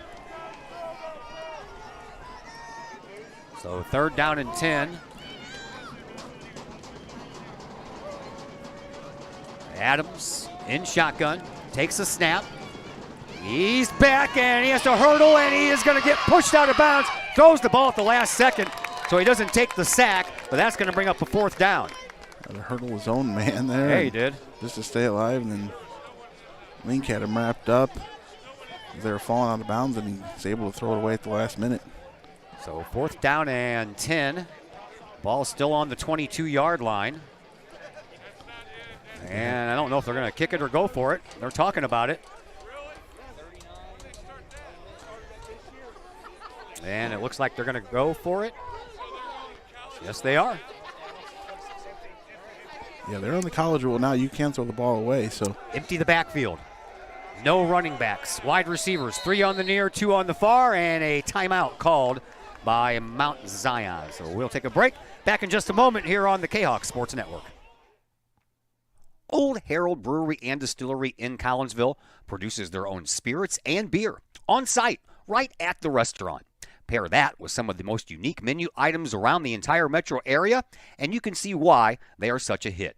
They can handle you and your family, or they can handle you and your group. Throw in the occasional live entertainment, and you can see why Old Herald Brewery and Distillery is a must-stop destination in Collinsville.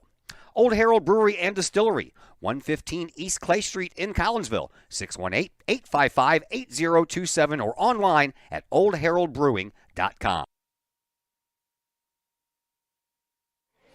Back here at Mount Zion High School, Todd Duke, Chris Kettler on the other microphone, and young Mr. Zach Roseman over here on the camera for us tonight.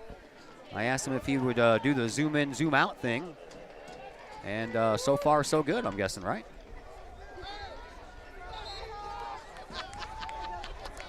Well, Mount Zion, I still don't think they're switch this to a field goal here. They're going to go for it here on 4th and 12.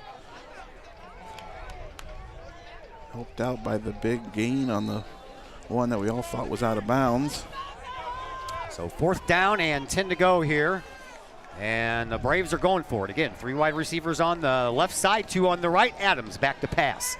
He throws it to the far side, and I don't even know what happened there, but nobody there. I know there wasn't anybody there. That's why I said I don't know what happened, but Kobe Anderson looks like he might have hurt himself. Yeah, he came down on the ground kind of hard. He picked himself back up here. He'll be fine, and clock stops on the incomplete pass. Turnover on downs. Collinsville gets the ball back, and they'll get it back on their own 22-yard line. So just the one big play by Mount Zion, and Kahok defense turns them away after that. So nice hold there by Collinsville, despite the out-of-bounds catch that wasn't an out-of-bounds catch. So 5.5 to go here in the second quarter. Nice to get this 3rd score on here before the end of halftime. Bagwell in shotgun. He was going to go back to pass himself. He's got company coming, man. I tell you what, a couple flying out there from the outside as Brock Trump and Patrick Brock. Did I say that right? Brock Trump and Patrick Brock. Got a Brock and a Brock. The Brock and Brock show almost got in there. Boy, they were coming in fast, too, weren't they? They're trying to set up the screen for Jerry, and Brock and Trump there are just got some speed on them there, and Bagwell tried to throw it, and they knocked it down. Colby Anderson is over here on the bench. He's in a little bit of pain, but he's just trying to rub it out. Here's the handoff to Richardson, and Richardson comes over this way, and he's got some room up the sideline. He's got more room. He gallops, he cuts, and he's gone.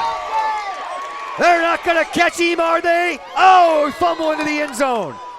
Down at the 1, they're going to say.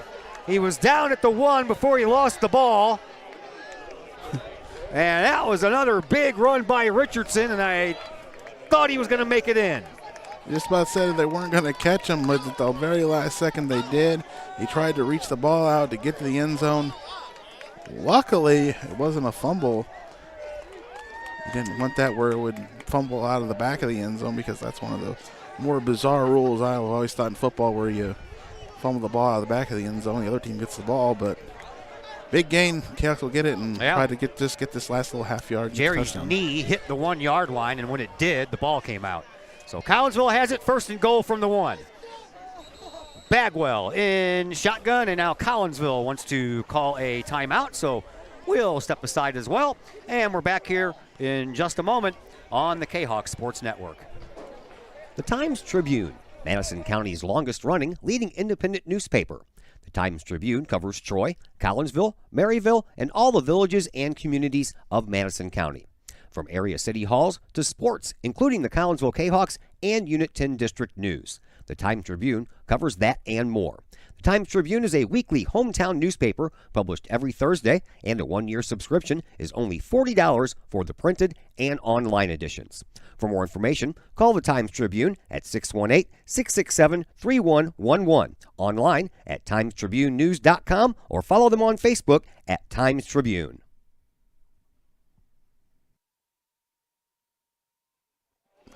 Back here at Mount Zion High School. 14-0 in favor of Collinsville. Kahawks have it first and goal from the 1 yard line. Here's the snap. Handoff is going to be a keeper by Bagwell. He sheds a tackler, and he's in for a touchdown. And have him like a fullback there, and Jerry going up the middle for it as the decoy there, and Bagwell was able to kick to the outside and really just carried some guys who had him wrapped up 3 yards back, but the Kahawks get the touchdown. Real quick there. It was only about 40 seconds. Yeah. Of course, it helped with the big play. Oh, I forgot to write down the time on that second touchdown. All right, here's Andrew Chai on for his third extra point try, and the hold is good. The kick is up, and the kick is good. 21-0 in favor of Collinsville. That's how many points they had in the first half the last time these two teams met. So we are hoping that we can parlay that into a win. Timeout on the field. Braves are going to get the ball back one more time. 5:02 left to play here in this first half, and we'll be back here in just a moment on the Kahok Sports Network. Looking to buy a new home or sell your current home? Trust the Blaylock Group of eXp Realty with all of your real estate needs. The real estate market is hot right now, and you can trust the years of experience the Blaylock Group brings to the table. The Blaylock Group can help you find your dream home, or they can help you get top dollar for your current home. Give Peyton or Emily Blaylock a call today at the Blaylock Group of eXp Realty, 618-780-4622. That's 618-780-4622. The Blaylock Group of eXp Realty.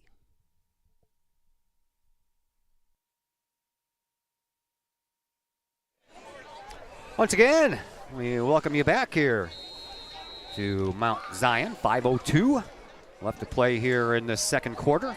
21-0 in favor of Collinsville. And the kickoff by Chai goes deep, and it's taken at the 20-yard line.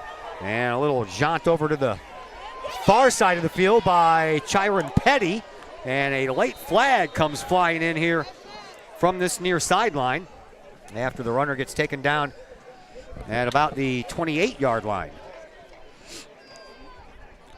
You had Chase Fink of Mount Zion down there with Adam Remar at Collinsville, and whatever they were doing garnered the flag.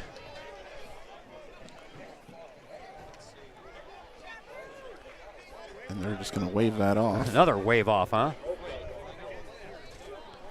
So Fink and Remar just slightly reprimanded, but not really. Yeah.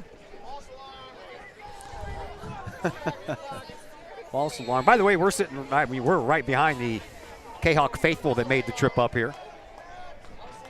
So we're doing a good job of keeping each other entertained. Here's a sideline pass to number 11.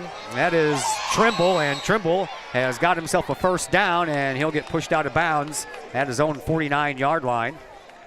And the Braves 1 yard away from entering Kahok territory.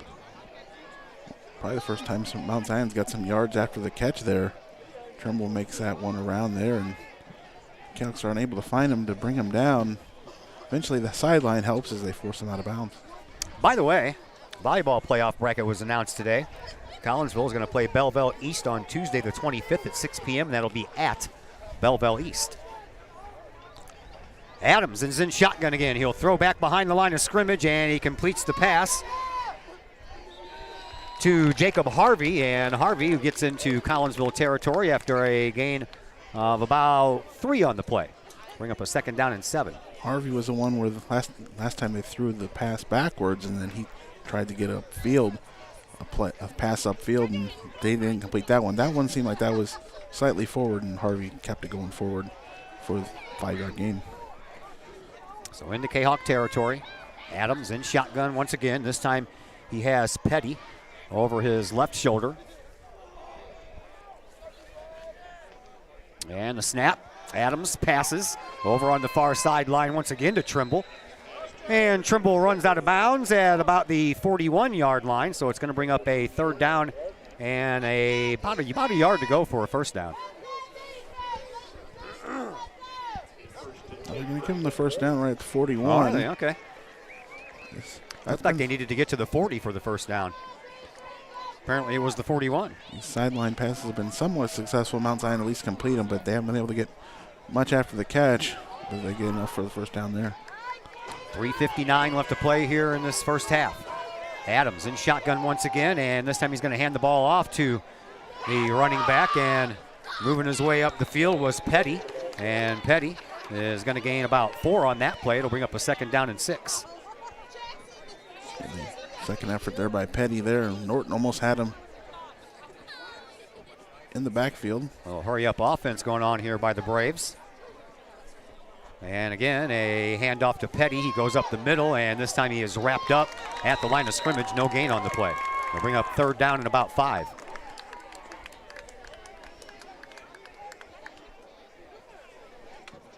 Stuber and Arms just stopping that one. Petty doesn't get much of a gain. 3:15 the clock says, and it continues to run. 3rd down and 5 here for the Braves as Adams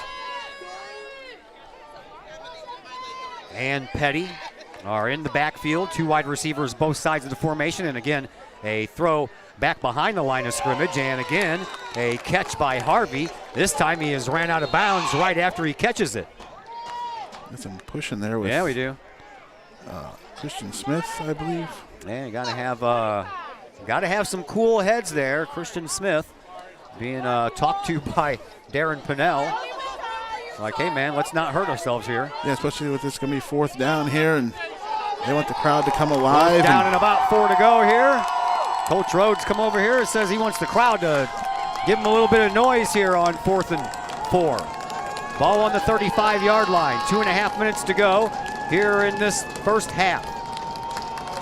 This time Richardson over the right-hand shoulder of Adams. Adams back to pass. He throws. He's got his man open, and it's complete. A nice spin move put on there by McAtee, and he's going to be in for a 35-yard touchdown, and the Braves are on the board.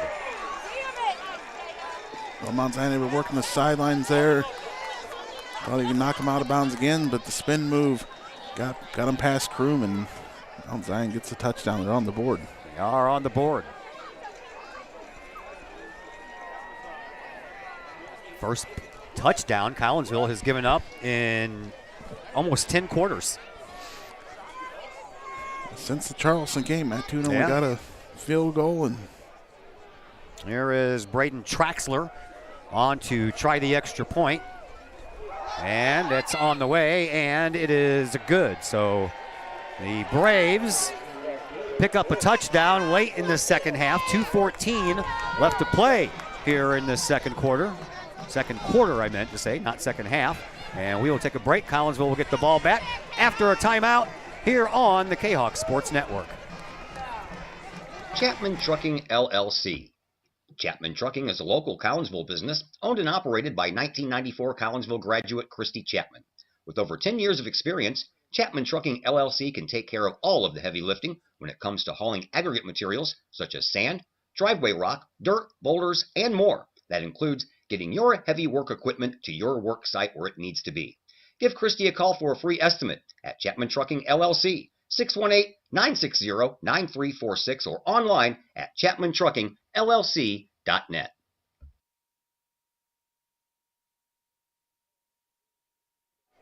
Bunnell and Richardson back deep for Collinsville.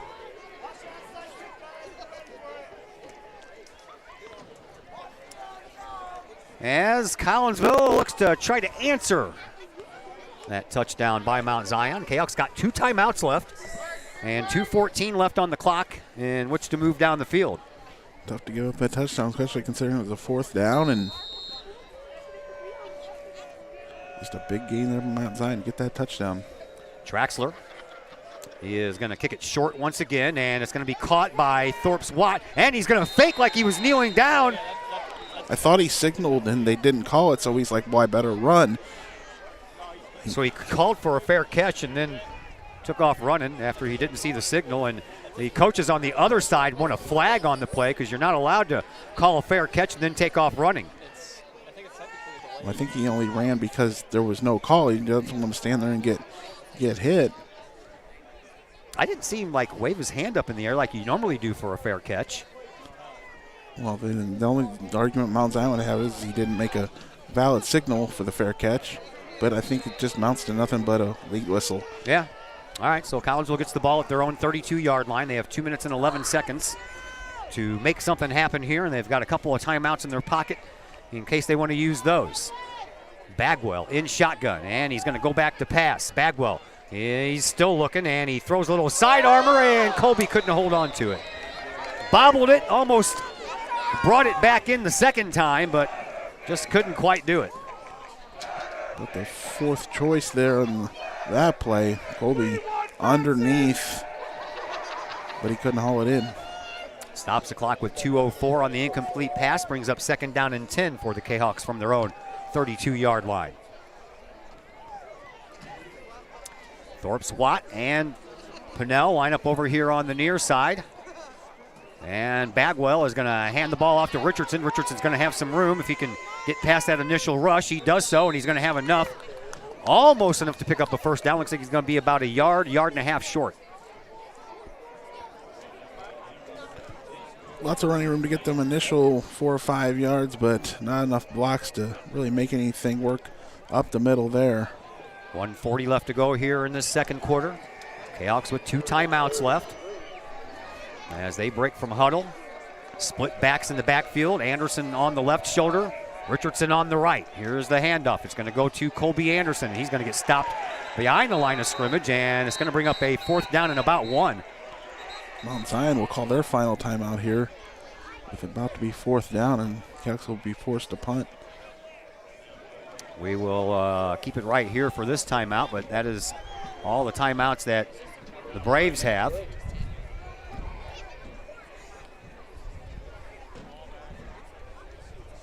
And it stops the clock with 1:23 left, and Collinsville looking at about a 4th and 3 here. I thought he got a little bit farther than that. I only thought he was about a yard short there, but not a good spot. And yeah, here comes. Yeah, it looks like we're going to punt this ball away. Special teams crew, if you will. So probably a wise choice for Collinsville, because if they don't get it, then the Braves have the ball already inside Kahawk territory, and Mount Zion has a little momentum going their direction, and they get the ball back to start the second half. Yeah, so that's why you call this timeout. Make something happen here just before halftime. A couple scores, and the ball will start the second half. Trimble and McAtee are back deep. Bagwell, oh, the pellet's going to go over his head.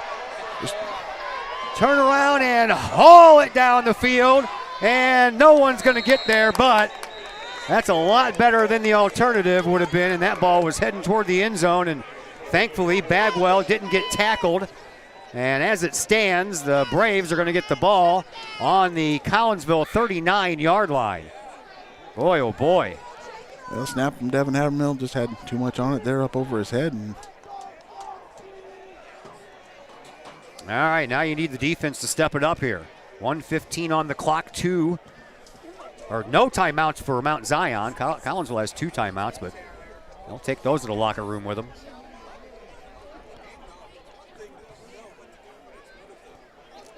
Okay, so it's clearly an ineligible man downfield after all that. They only get 5 yards there, and Mount Zion will decline that penalty. Yeah. Well, yeah, because they would, if they take it, they're gonna have to do 4th down over again. Right, and yeah, that would be basically impossible to avoid the way they're trying to block upfield for a punt, and it just turns into a big mess. The Canucks defense needs to stop. Yes, they do. Need to step it up now. Looks like moving my hotspot up to that post kind of moved, huh? Kind of worked. Need a little bit of height. Adams in shotgun. Has Petty back, but he's going to go back to passes. Adams. He scrambles. He's on the run. He'll toss it up for grabs. It's going to go well out of bounds. And that'll stop the clock with 1:07 left to play here in this second quarter. Yeah, rolling arms, just like the last minute pressure there on Adams, and Adams really doing a good job there, just throwing the ball away, which is, allowed now here in high school. Adams in shotgun again, and he's going to go back to pass again. He is going to get flushed out of the pocket. He's on the run, and he's going to get taken down at about the 33-yard line. Then a flag comes in, and I think we're going to have maybe a helmet-to-helmet contact there, but also a little pushback after the hit, so we might have offsetting penalties. I don't know. Andre Kroom delivering the big hit, but the quarterback is sliding down there. And then I think some retaliation by Mount Zion. Wait for the calls here by the referee. That's going to go against Collinsville. That's going to be a 15-yard, most likely personal foul. Helmet-to-helmet hit is what they're saying. So, a fresh set of downs here for Mount Zion. They still have 1 minute to work with here. First and 10 from the 17. Clock runs after the chains move. And again, the Braves have to hurry up onto the field. Adams in shotgun. Go back to pass. He looks, he throws, and that one is, well, I tell you what, if Colby Anderson could have stayed on his feet, that would have been another picked off ball by Anderson. He stumbled as he was going toward the ball, and that stops the clock on the incomplete pass with 46 seconds left. There's been several of those Mount Zion where it's just not really in anybody's area. 3 Canucks are the closest one to it.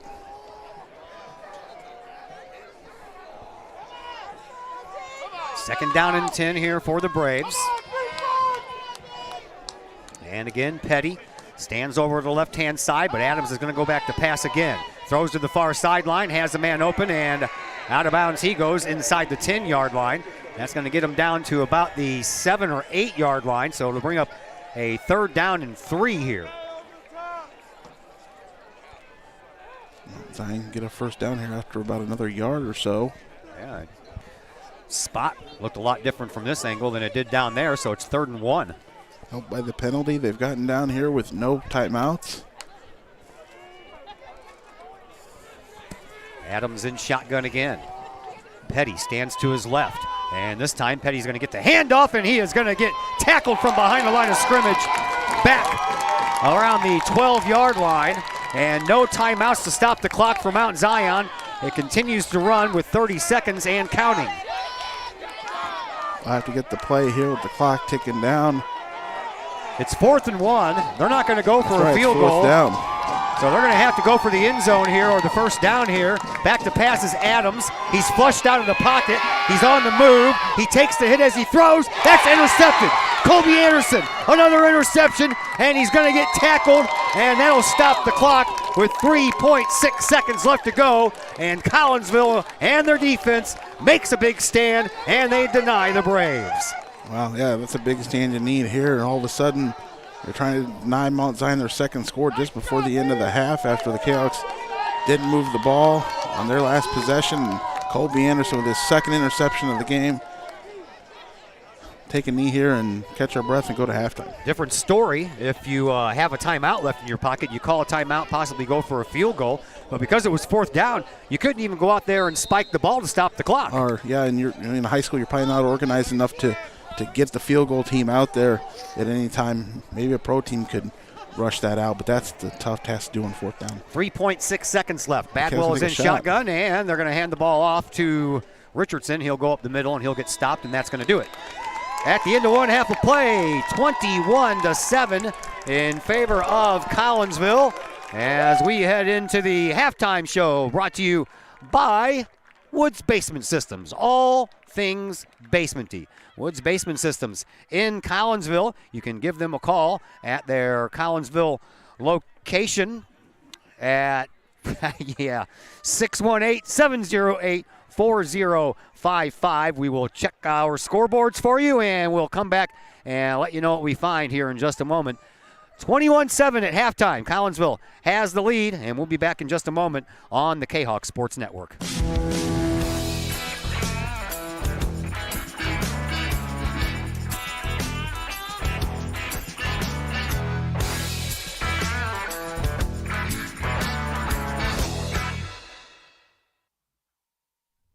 Just because we're adults doesn't mean we don't have toys, am I right? If your adult toys consist of boats, campers, or RVs, then you need to call the GASA storage team of professionals. Winter weather in the Midwest can be quite harsh, and finding a place to properly store those expensive toys for winter can be just as rough as a Midwest winter. That's where the GASA storage team comes in, with outdoor self-storage and covered storage for your toys. They even have tractor-trailer parking. Conveniently located at Horseshoe Lake Road and 111 in Pontoon Beach. GASA Storage for the safe storage of all of your toys. Contact the GASA Storage team, gasastorage@gmail.com, or call today, GASA Storage Team, 618-797-6100. All Pro Tees in Caseyville is your place for custom apparel and has been for over 20 years now. Why? All Pro Tees can handle any size project, big or small, and they specialize in large group orders. At All Pro Tees, quality is number one on their list of priorities, as is evident by their excellent customer service. Did we mention All Pro Tees has over 20 years of experience? They can even help with fundraisers and event merchandising for your group. So for all of your apparel needs, for civic groups, sports teams, business outings, or even a family reunion, your apparel needs stop at All Pro Tees. All Pro Tees in Caseyville, right across the street from Kahok Stadium. Online at allprotees.com or on Facebook at All Pro Tees. Or call All Pro Tees at 344-2200. Are you looking to update the appeal of your home's interior? Look no further than Hayden Interiors, LLC. Hayden Interiors, LLC is owned and operated by former Kahok graduate Nick Hayden. Hayden Interiors, LLC will help you get that new look that you want for your home. Flooring, baseboards, doorways, as well as interior renovations or interior additions, kitchen, living room, bedroom, hallways, basements, stairways. Let Hayden Interior LLC help you find the look that you want. Call Nick Hayden today at Hayden Interiors LLC, 618-772-6790 for your free estimate. Hayden Interiors LLC, on budget, on time, every time. That's Hayden Interiors LLC. Call Nick at 618-772-6790. Collinsville Barbecue Supply, home of Code 3 Spices, is first responder owned by proud Kahok alums. Located at 302 East Main Street, Collinsville Barbecue Supply is one-of-a-kind barbecue headquarters that focuses on everything barbecue and cooking, providing the best American-made barbecue grills, in-person class instruction, smokers, rubs, sauces, accessories, and cooking expertise from professional barbecue experts, including an in-house chef and pitmaster. Code 3 Spices provides award-winning rubs and sauces that support our nation's first responder and military organizations that focus on providing aid to the fallen, suicide prevention, and PTSD awareness. Stop by and see the guys at Collinsville Barbecue Supply for all of your cooking and grilling needs. Collinsville Barbecue Supply, home of the 4-time World Championship Patriot Sauce. Learn more about their products and mission in giving back to those who serve at collinsvillebarbecue.com.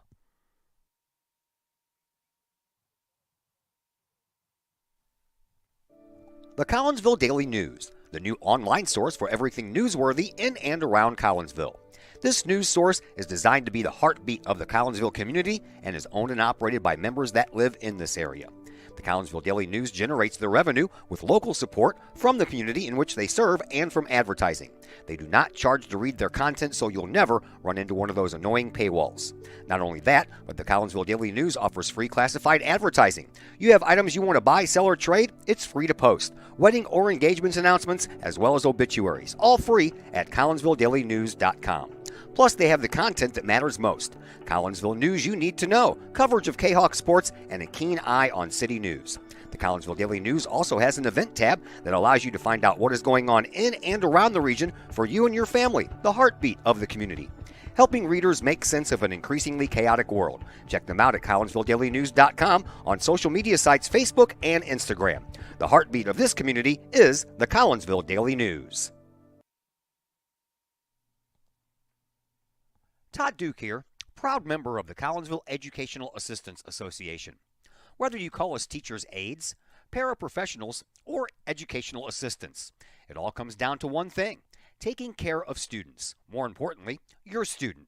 Yes, we are there for the teachers, and we help them in any way possible. But our goals are in line with our teachers in that we want to see our students succeed at not only being a student, but well beyond that as we ready them for the world outside of the classroom. We are Union strong. We are Kahok strong. We strive to help students reach their potential. We are the Collinsville Educational Assistance Association. Go Kahawks! Herald Square and Cold Herald, two great additions to the Collinsville landscape. Next to the Old Herald Brewery and Distillery, Herald Square is the new outdoor multi-use event space in Collinsville. Concerts, fun and games, farmers markets, and so much more. Herald Square, a great space for Collinsville's future. And just off of the square's turf, Cold Herald, old-fashioned scooped ice cream, gelato, house-made recipes, and premium-sourced products. If you're over 21, ask about the good stuff at Cold Herald. Watch Collinsville grow. Herald Square and Cold Herald, only in Collinsville, Illinois. The people of Illinois welcome you. The folks in Collinsville, Illinois, well, they want you to stick around for a while and enjoy the sights, the fun, the food, and of course, the Collinsville Kahawks. The city of Collinsville is a proud supporter of the Collinsville Unit 10 School District. So welcome to Collinsville. Come on over, catch a Kahawks game, or enjoy some of the new places to eat, shop, and have fun. There's plenty to do for the young and the young at heart. Enjoy Christmas at the Collins House during the holidays, tunes at Bloom in the warm summer months, and more. There's plenty to do in Collinsville, so come on over for a bit. The folks in Collinsville would love to see you. For more information, go to www.collinsville.org. The Collinsville Daily News, the new online source for everything newsworthy in and around Collinsville. This news source is designed to be the heartbeat of the Collinsville community and is owned and operated by members that live in this area. The Collinsville Daily News generates their revenue with local support from the community in which they serve and from advertising. They do not charge to read their content, so you'll never run into one of those annoying paywalls. Not only that, but the Collinsville Daily News offers free classified advertising. You have items you want to buy, sell, or trade? It's free to post. Wedding or engagements announcements, as well as obituaries, all free at collinsvilledailynews.com. Plus, they have the content that matters most. Collinsville news you need to know, coverage of Kahok sports, and a keen eye on city news. The Collinsville Daily News also has an event tab that allows you to find out what is going on in and around the region for you and your family, the heartbeat of the community. Helping readers make sense of an increasingly chaotic world. Check them out at collinsvilledailynews.com, on social media sites Facebook and Instagram. The heartbeat of this community is the Collinsville Daily News.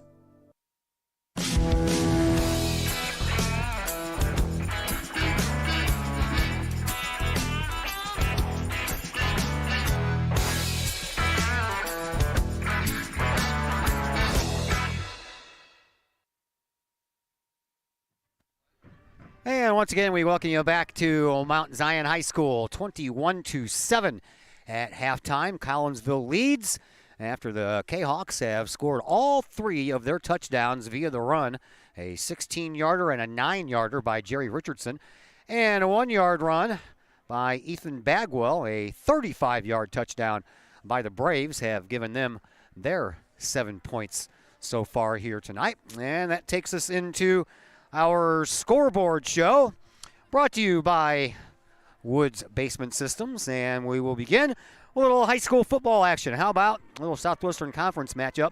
O'Fallon right now all over Belleville West, 28-0. Also a shutout.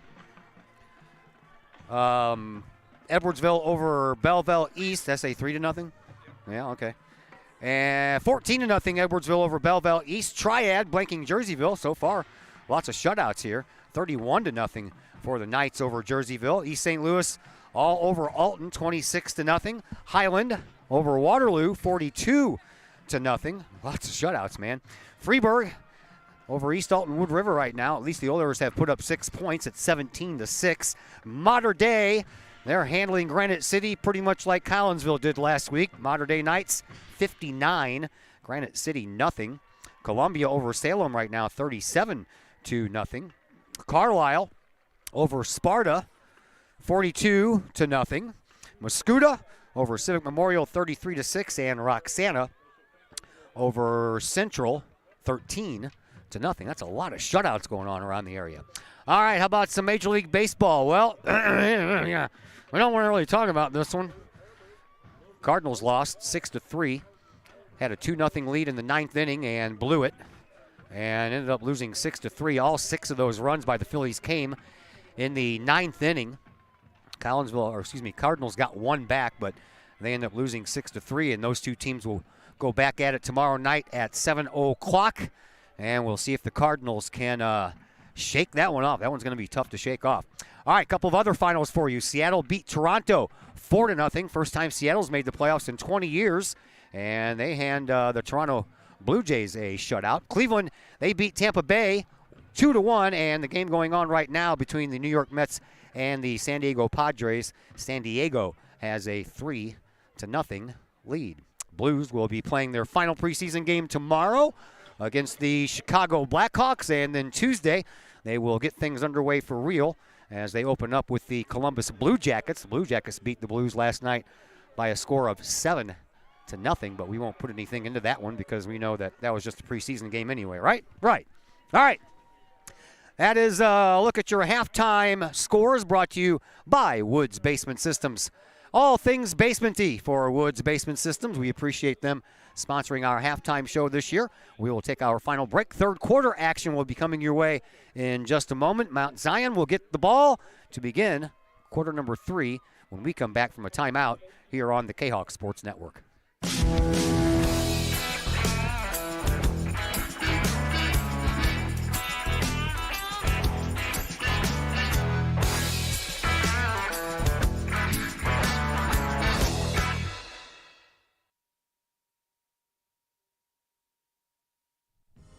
Looking for a little bite to eat in a nice, friendly establishment before heading out to a game?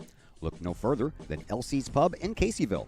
Just blocks from Collinsville High School, LC's Pub is the pub of choice for Kahawk fans, before, after, or even during Kahawk games.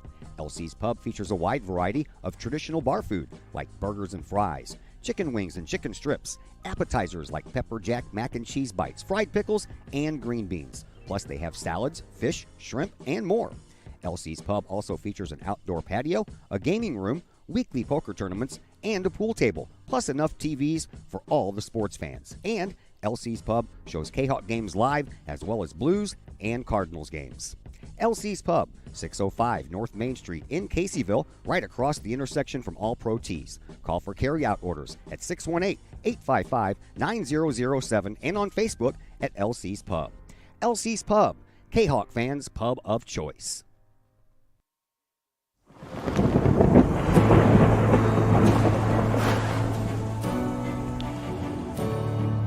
I couldn't ask for a better agent, for a better company in a time like this, in a disaster where you have no idea where to start.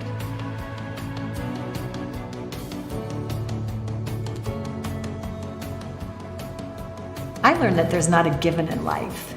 It takes a team. There's people that are going to watch out for us and that care. It's been pretty stressful. Once we saw Lori and got our plan, it's a lot better now. It was like a huge weight lifted.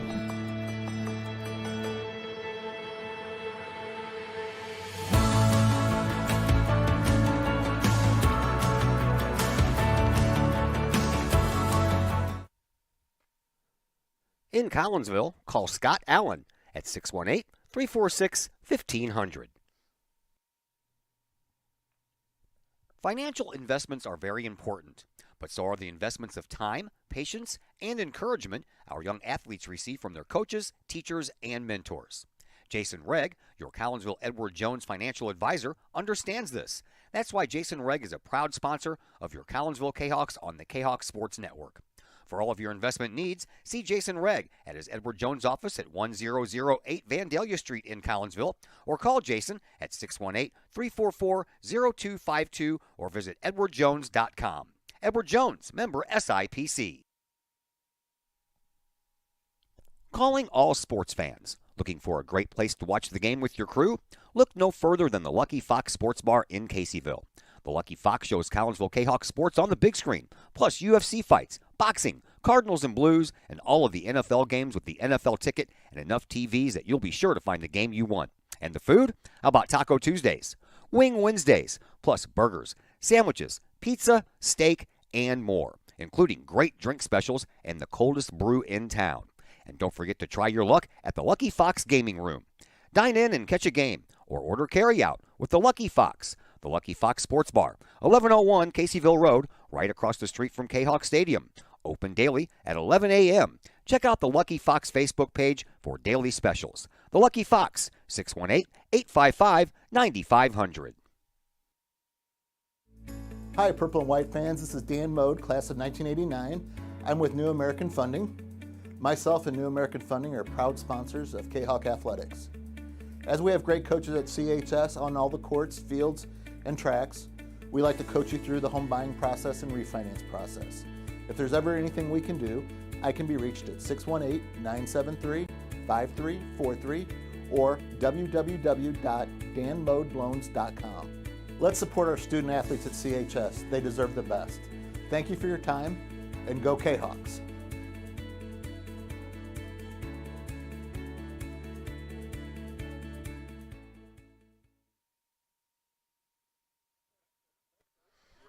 Once again, welcome back to Mount Zion High School. Todd Duke, Chris Kettler, and Mr. Zach Roseman on the camera with us tonight. Hope you're enjoying the broadcast / live stream, whatever you want to call it. I'm old school. I like to call it a broadcast. And we hope you're enjoying your Friday evening here as we are into October now, and it sure does feel like it, too. It's a little bit on the chilly side. Your thoughts on the first half there, Mr. Kettler? Yeah, well, I'm officially cold, if we want to throw that out there. But I thought early on the Kahawks maybe left some points out there. Could have had more than 7 there for the first quarter there. And then they ran the ball real well. Not much there on passing the ball, but they've gotten a few big catches there, here and there. But Jerry Richardson has ran the ball real well. Got the ball, and he had a big return, too, and he had another touchdown called back. So we got the 21-point lead, 21-0, and then kind of got a little clunky there at the end, but the Kahawk defense just gave up the one score here, and now we need the big stop here to start the second half because the Kahawks got the ball to start the game and went down and scored. Which is a rarity these days. Normally when a team wins the coin toss, more times than not, they defer. When it used to be the other way around, man. It used to be back in the day, you won the coin toss, you want the ball. Yeah, that's what they wanted today. Let's go down and score. Let's set the tone for this game, and they've definitely done that. And like I said, they need the other side of it here with a good defensive stop here. And, you know, in a perfect world, we'll get the defense stop, go down and score, get back that 3-touchdown lead, 3-score lead, and maybe start to put this game away. But, you know, that's a long ways off. We'll see how the second half goes. Yep, got some work cut out for them. Last year at this time in week number 7, these two teams met at Collinsville. And the Kahawks had a 21-9 lead at halftime. So this one's 21-7, and we, of course, will hope for a different outcome as these two teams get ready to take the field for quarter number 3. Yeah, this is where the rails came off last week for the Kahawks with a very similar score up there. So hopefully it's a different result here this time here in the second half. Hope everybody's having fun on a chilly Friday night. If you are out at Old Herald, you know it's chilly. If you're home in your living room, you might not know, but it's chilly. Some people are in there listening, watching us here tonight. A little bit of a crowd, not as big of a crowd as there was at Granite City. That was a heck of a crowd last week in Granite City. Yeah. A little bit of a closer drive. Just a little bit. We'll be home next week for the final home game. Well, hopefully not the final home game, but we'll see how that goes. Champaign, who is it? Champaign Centennial. Centennial, yeah.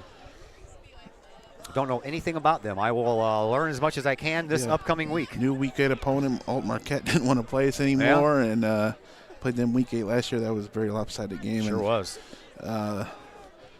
They struggled with some numbers this year, and they could have easily they forfeited one game, and we could have got stuck without a game if it would have came down to that. And so we had to find someone new to play that would come to us. And Champaign Centennial next week.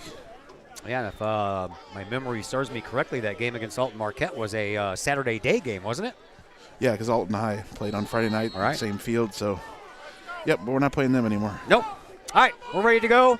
Andrew Chai is ready. Runners back deep. Traxler. And it's going to go a little short. And it's going to be caught, and they're going to pitch it back. And running on the sideline in a big open field tackle. What a great tackle that was by Eric Stuber.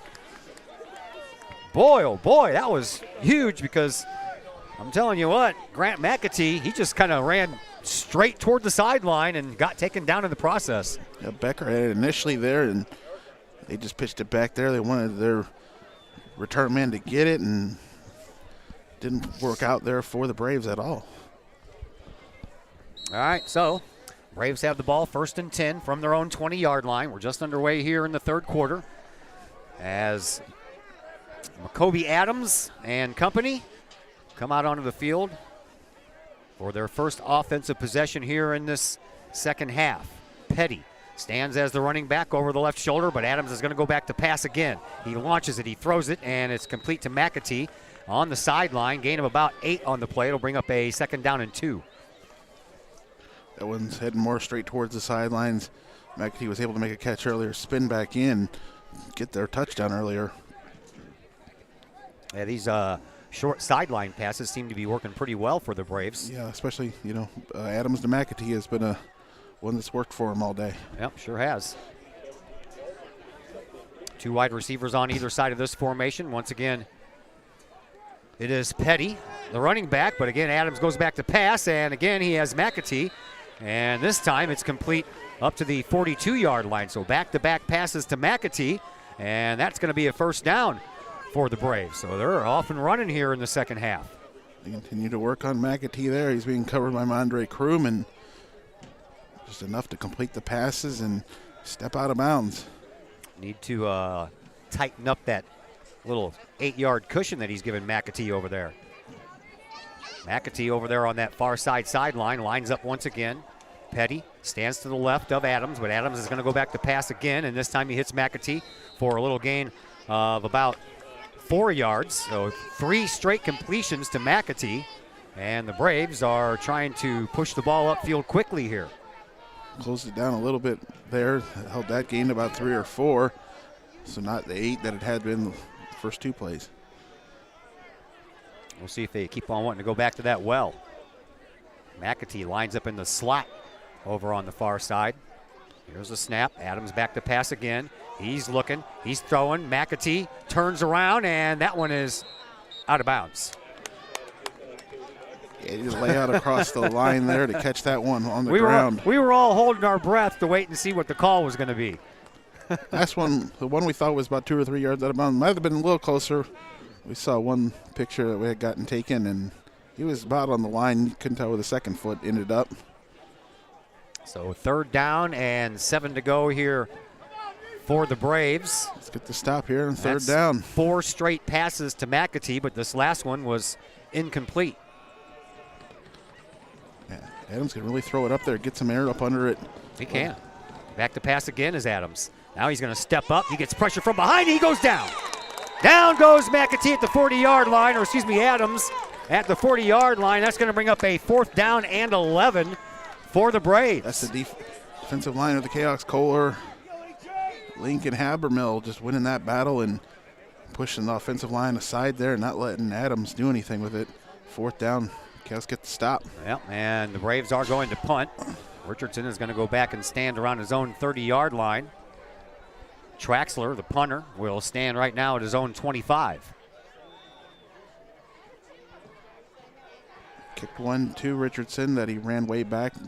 Kahok didn't end up scoring, but I don't think this one's going to be anywhere near him. There's the kick. It is high and it is deep. It's going to back Richardson up. He is going to catch it at the 20. He darts off to the near sideline. He's coming. He gets around one tackler, bowls past another tackler, and he's out of bounds right in front of his own bench. They're going to mark him out at the 47-yard line. So, again, the Kahawks will get pretty good starting field position here. It was all him initially. They had to make 3 guys miss and get to the outside there, and gets us down near midfield, and one Mount Zion player is down after that, and they'll tend to him. I think that was the player that was trying to keep up with Richardson. He was breaking over here to this near sideline and planted wrong and might have got himself a little bit of a knee issue there.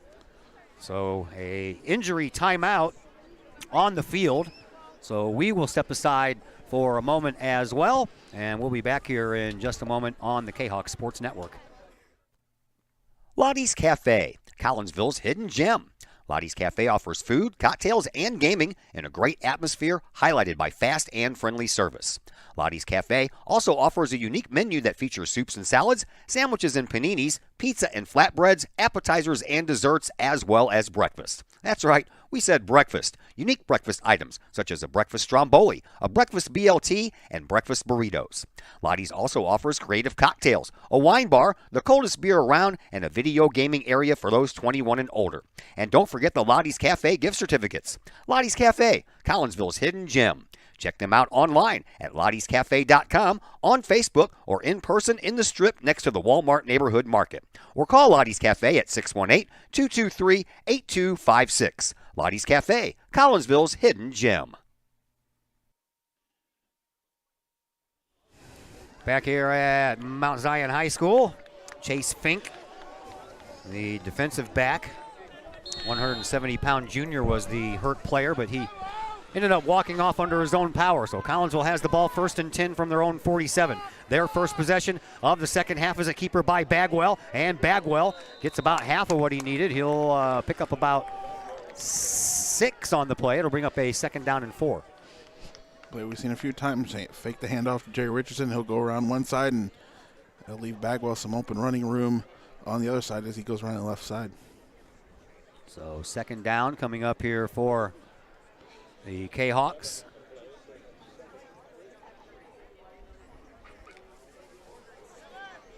Call it 2nd down and 3. 2 minutes gone here in this third quarter. Collinsville leads 21-7.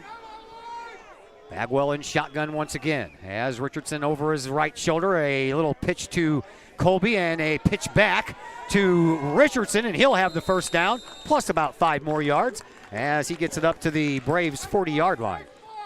We saw that play before, sort of, as Anderson went in motion there, and he pitched it off kind of by necessity. The first time is there was 2 guys on him there, but this time is perfect to give Jerry Richardson extra running room. Gets the 1st down. So fresh set of downs here for Collinsville as they break huddle, 1st and 10 from their opponent's 40-yard line. Bunnell lines up in the slot on the far side, but the handoff is going to go to Richardson, who's going to try that side. He kind of slaps the defender in the helmet. That's Brock Trump, and Trump never did lose focus, and he ends up bringing Richardson down. That's going to be a loss of about 3 or 4 on the play, and it'll bring up a 2nd down and 14. Just could have kicked it outside a little bit longer there. Would have got around Brock there and fouled Colby Anderson up the field for a big gain, but it ends up being a loss. Collinsville breaks huddle once again. Isaiah Gordon lines up over on the far sideline. 3 wide receivers over here on this side, and it's a keeper by Bagwell. He darts up the middle, and he'll get about 3 of those back. That's about it. Now the chaos going to be, well, 3rd and 11 to go here for a 1st. Could be looking at 4 downs here from this spot, so maybe not necessarily a passing situation here. Maybe just try to get something positive. Get this ball inside the 40. Ball on the 42-yard line. 2 wide receivers on the both sides of this formation. Richardson over the right-hand shoulder of Bagwell, and Bagwell's going back to pass. He gets flushed out of the pocket. Flag on the play. That's going to be a holding call, so this is not going to count anyway. And that is going to be a hold that was thrown against Javier Oseguera. Got a little trouble with his guy, and his guy got past him, and then he held on to him.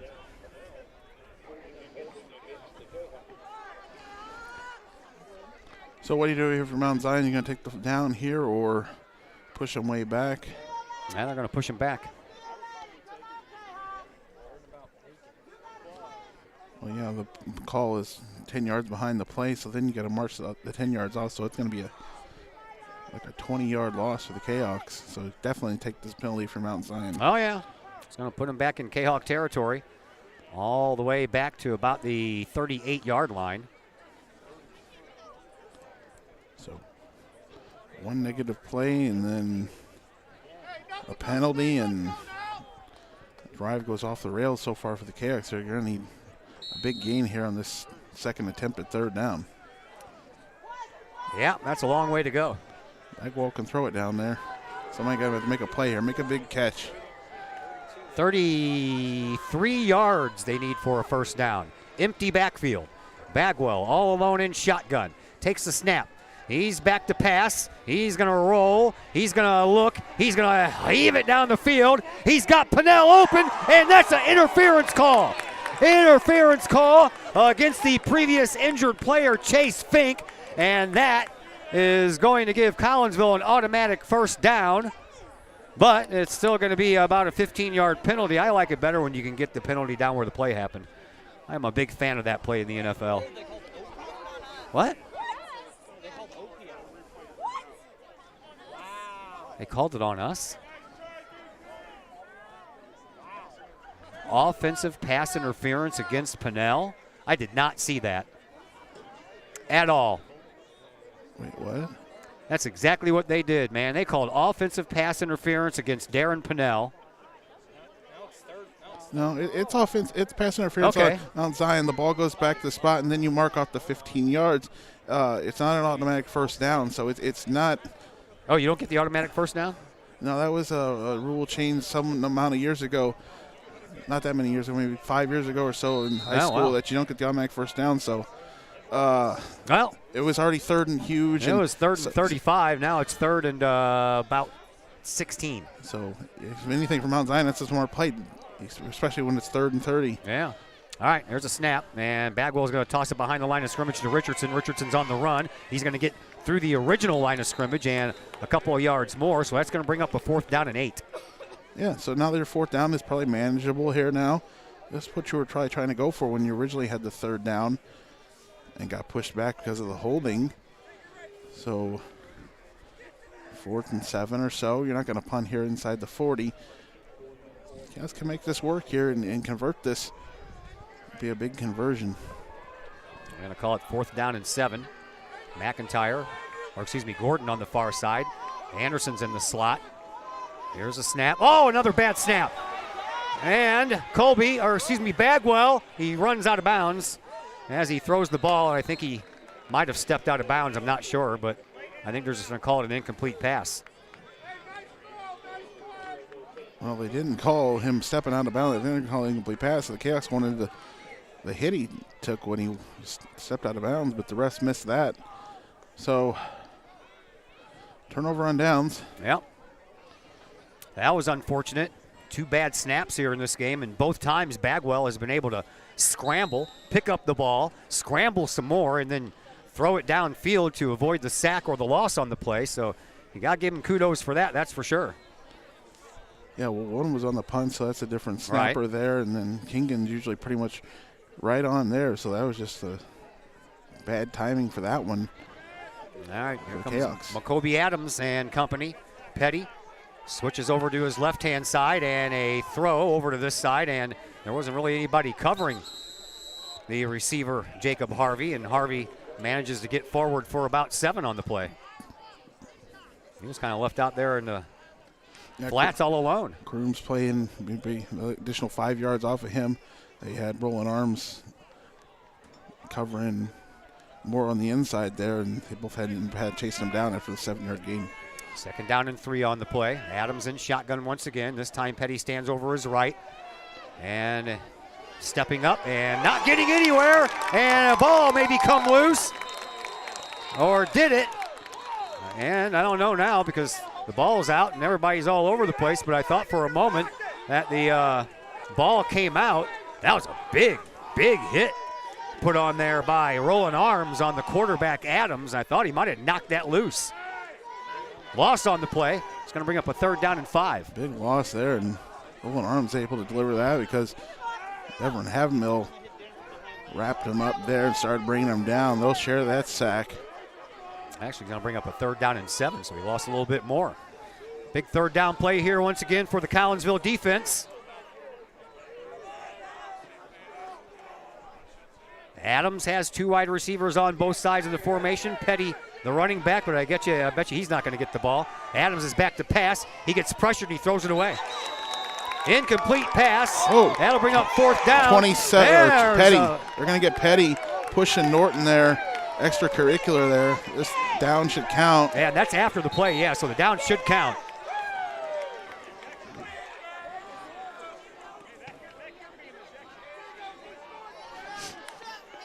So penalty, incomplete, incompletion will count on Mount Zion, and then Petty with the extracurricular activities. So that'll help Collinsville out in both aspects. So incomplete pass on 3rd down, and then a unsportsmanlike conduct play after the play was over. And frustration starting to settle in here for Mount Zion. The play before that, as Kahok nearly came up with the ball. Now, there's a lot of frustrations here now for the Braves. All the way back to the 25-yard line. So that is going to bring up a 4th down and long. Punting time for Mr. Owens. Richardson stands back at his own 45-yard line. Uh-oh, there's 5 more yards. 51 is on the line there. He's swung out there a little bit, and he moved Cameron Schroth. Yeah, Schroth. Huh? So he can't move with Nope. being set on the line there, even no matter how far out you extend your line. So now Richardson stands at midfield, and Owen Owens is standing on his own 5-yard line. Kahok should get good field position here. Should. Here's a snap. It's low, and a hurry-up kick. Oh, you can't believe he got that off. He picked the ball up, and his knee's on the ground. His knee was on the ground, so that should have been downed at the 5-yard line. Yeah, it should have been. He had reached down to get the ball, and we'll go with the white hat. Missed that one.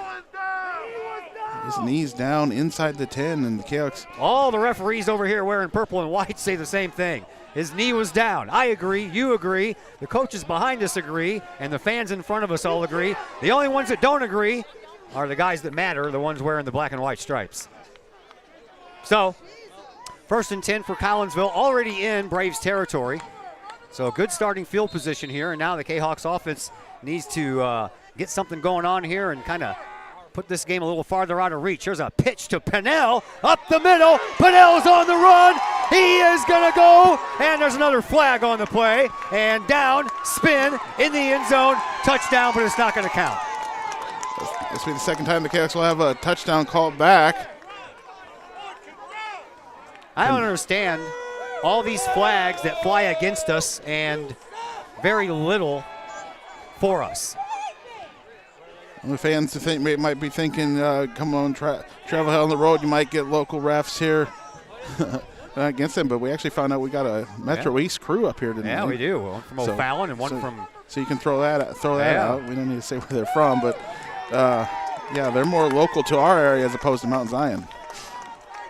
I would never put anything into that anyway. I'm sure these referees are out here just trying to ref a game. They don't have a preference as to who wins or who loses. Yeah, I was just saying that people might think you come out and you get referees more biased towards one area or the other. Just throwing that out there that they're more actually from our area this time. All right, back to the 50-yard line. So it's a 1st down still and about 13 to go for a 1st down here. So Not a lot lost except for a touchdown. Keep it down 3 yards farther back now. Packs behind the line of scrimmage to Richardson, and he almost falls down, and that's going to cost him a little bit of forward momentum. He'll pick up a couple of yards. It'll bring up a 2nd down and 11.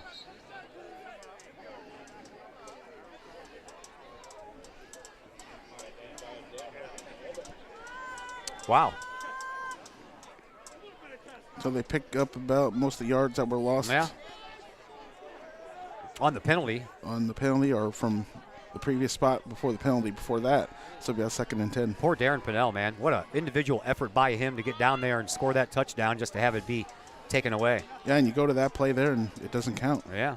Here's Richardson again. He That's tries the running left room. side. That one's going to be a nice gain. Almost a 1st down. Going to be about a yard short. Well, looks like they're going to be about far enough to get that 1st down. They get a good spot. Yep, they do. Great push by the offensive line there. There's all kinds of running room. Canucks overcome that one penalty. Did erase the touchdown here, but they did overcome it last time the touchdown was called back, and they went down and scored. Yeah. 5 minutes left to play here in the 3rd quarter. 21-7 remains the score. That's what it was at the end of the 1st half. Collinsville on the move.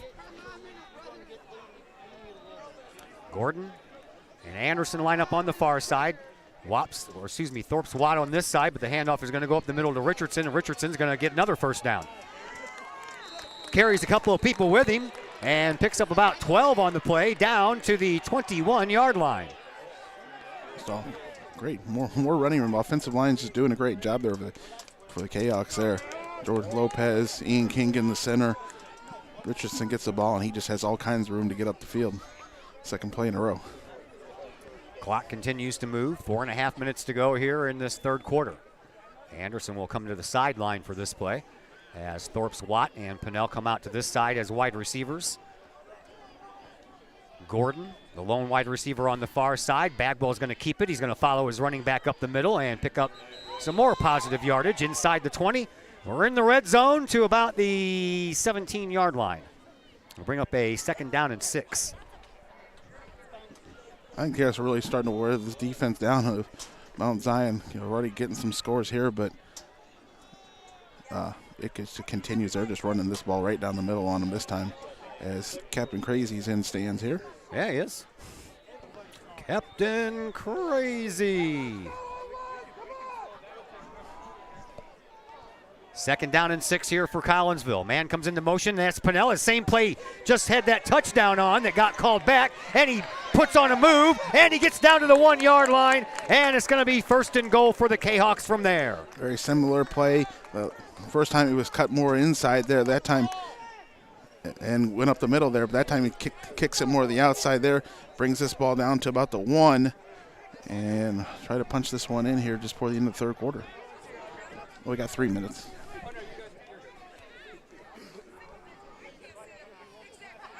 Look at that. 1st and goal for Collinsville from the 1, and the handoff to Richardson, and he's in. Oh, fumble. Collinsville jumps on it. Touchdown. Well, they're going to call him at the 1. Oh, yeah. Well, it's going to. I guess Anderson. I think Richardson's knee went down at the 1 again. Oh, it is a They're touchdown. going to call a touchdown. Nicely done. Who picked up that ball? Javier Oseguera, I believe.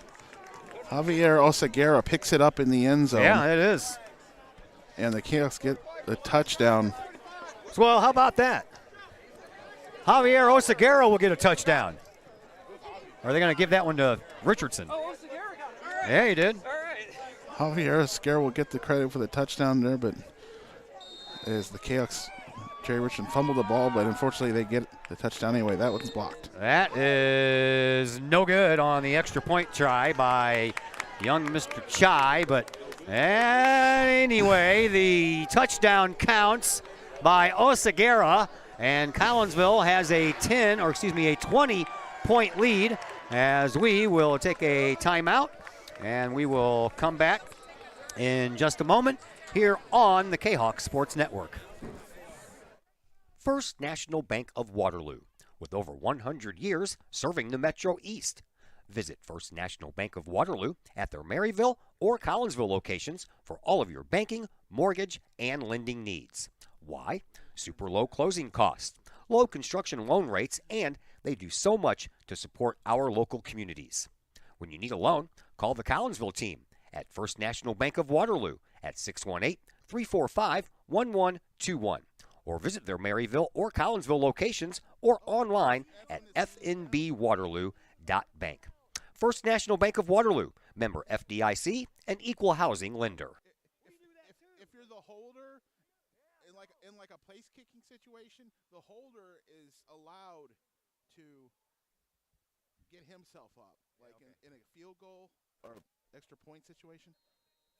That he should be down. Okay, go ahead. Back here at Mount Zion, 27-7 in favor of Collinsville. Short kick at the 30-yard line, taken there by one of the upmen, and boy, I tell you what, he got a head of steam going over there, and that was,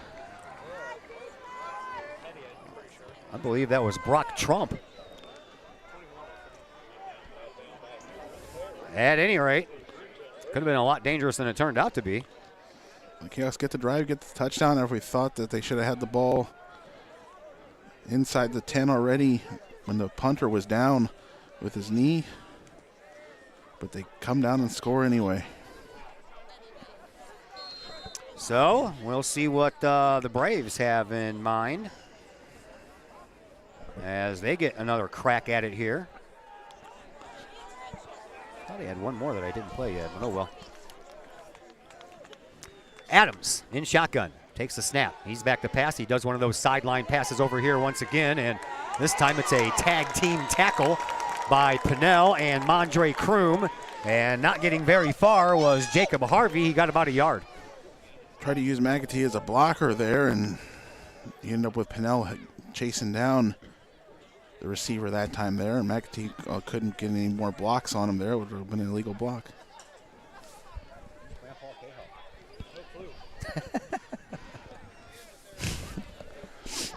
I love it. Adams in shotgun once again, movement up front, but they didn't cross the line. All right, they didn't enter the neutral zone there, just jump forward there. But that, Mount Zion will run a reset here. A couple seconds left on the play clock.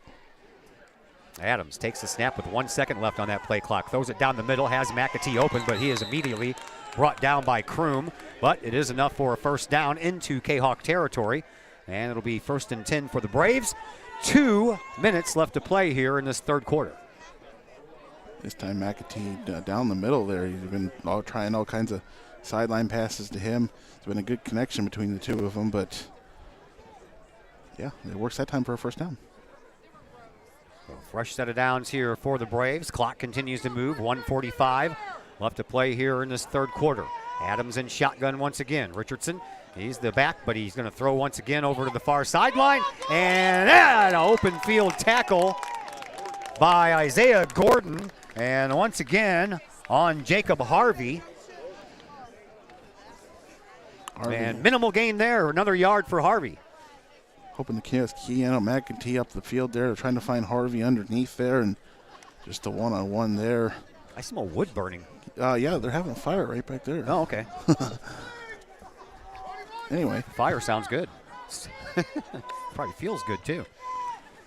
2nd down and 9. Adams back to pass. He pump fakes once, throws it up in the air. That's going to be up for grabs, and Pinnell does a nice job knocking it down from McAtee. McAtee gets up, and he wants a flag, but there is no flags coming.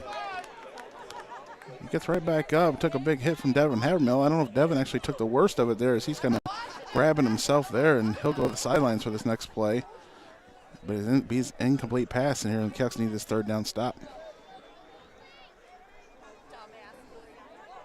So 3rd down and 9 coming up here for the Braves. Empty backfield. Adams back alone. 4 wide receivers over here on this side, and that one is going to be a flag, and I believe this is going to be a false start, and it is, and that's going to cost the Braves 5 yards, so it'll be a 3rd down and 14 coming up. Tough mistake there if you're Mount Zion. 3rd down. 58.1 on the play. They do this whole flag throwing thing up on the video scoreboard, and it's against them. You figure they wouldn't do that unless it was against the other team. All right, here we go again. 4 wide receivers on this side, 1 on the far side. Adams in shotgun. 3rd down and 14 here for the Braves. Snap. Adams back to pass. Throws it down the middle. He is off of the fingertips. And they throw the flag? No, I didn't think so. I don't see a flag. That was intended for Braden Trimble. There was some extra contact there at the end. The referees are talking, so yeah, pass interference against Collinsville. They did throw a flag. They didn't really throw the flag. He just pulled it out and carried it around. I don't know what he did. It was in his hands the whole time. Okay, well, my decision on what they do with their flags. Yeah. Well, they needed 14 yards to get a first down, and they're going to get 15 yards on this penalty, so that's going to give them a first down by 1 yard. They still nearly caught the ball. Yeah. And it will give them the first down. Like we established earlier, it's not automatic, but if you gain enough yards for it, of course you get it. Yeah. They needed 14 to get the first down, and they got 15 on the penalty. Same formation. Adams in shotgun, empty backfield. 51 seconds left to play here in this 3rd quarter. Here's a snap. Adams is back to pass again. And now he's going to take off, but he's going to throw it while he's on the run. That ball is out of bounds. That's out of bounds. 1 foot came down inbounds. 1 foot came out of bounds. Great job just to get to the ball there. Yeah, no doubt. And good eye there to see that it was only 1 foot in bounds by Trimble. Trimble again. And that'll bring up 2nd down and 10. Clock stops on the incomplete pass with 42.7 seconds left to play here in this 3rd quarter.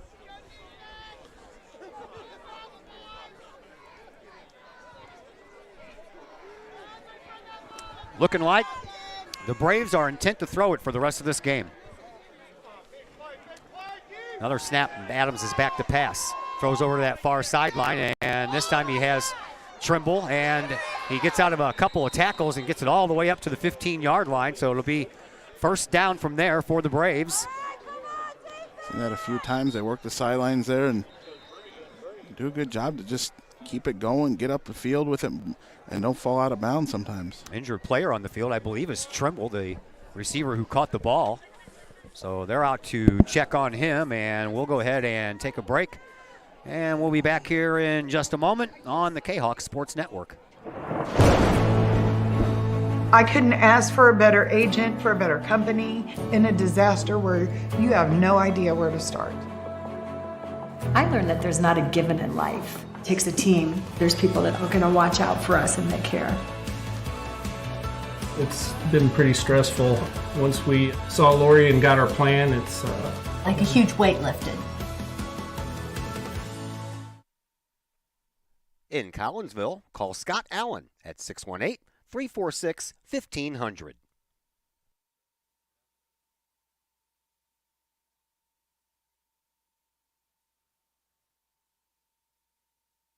Hello, everybody. This is Mike Ogle with Ogle Auctions, and we hope you are enjoying tonight's game, and go Kahawks. Hey, check us out. Every Sunday night, we have an online auction at www.ogleauctions.com. Everything from grandma's china to grandma's motorcycle helmet. It's all here at Ogle Auctions every Sunday night at 7 p.m. Check us out, and we will see you soon.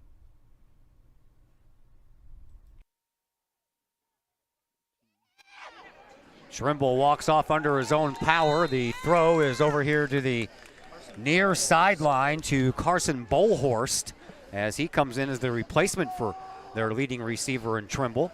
And he'll pick up a couple, and it'll be 2nd down and 8.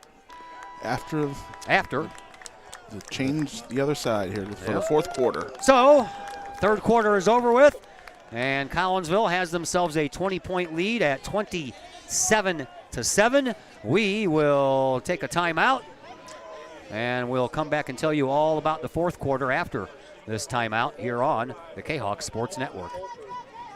Lakeside Roofing in Collinsville. Let the professionals at Lakeside Roofing protect your most important investment, your home or business. Have the elements taken a toll on your roof system? Notice a leaking roof? Maybe it's time for a free roof inspection. Regular maintenance can extend the life of your roofing system by 10 years or more. Lakeside Roofing is your winning team for commercial and residential roofing systems.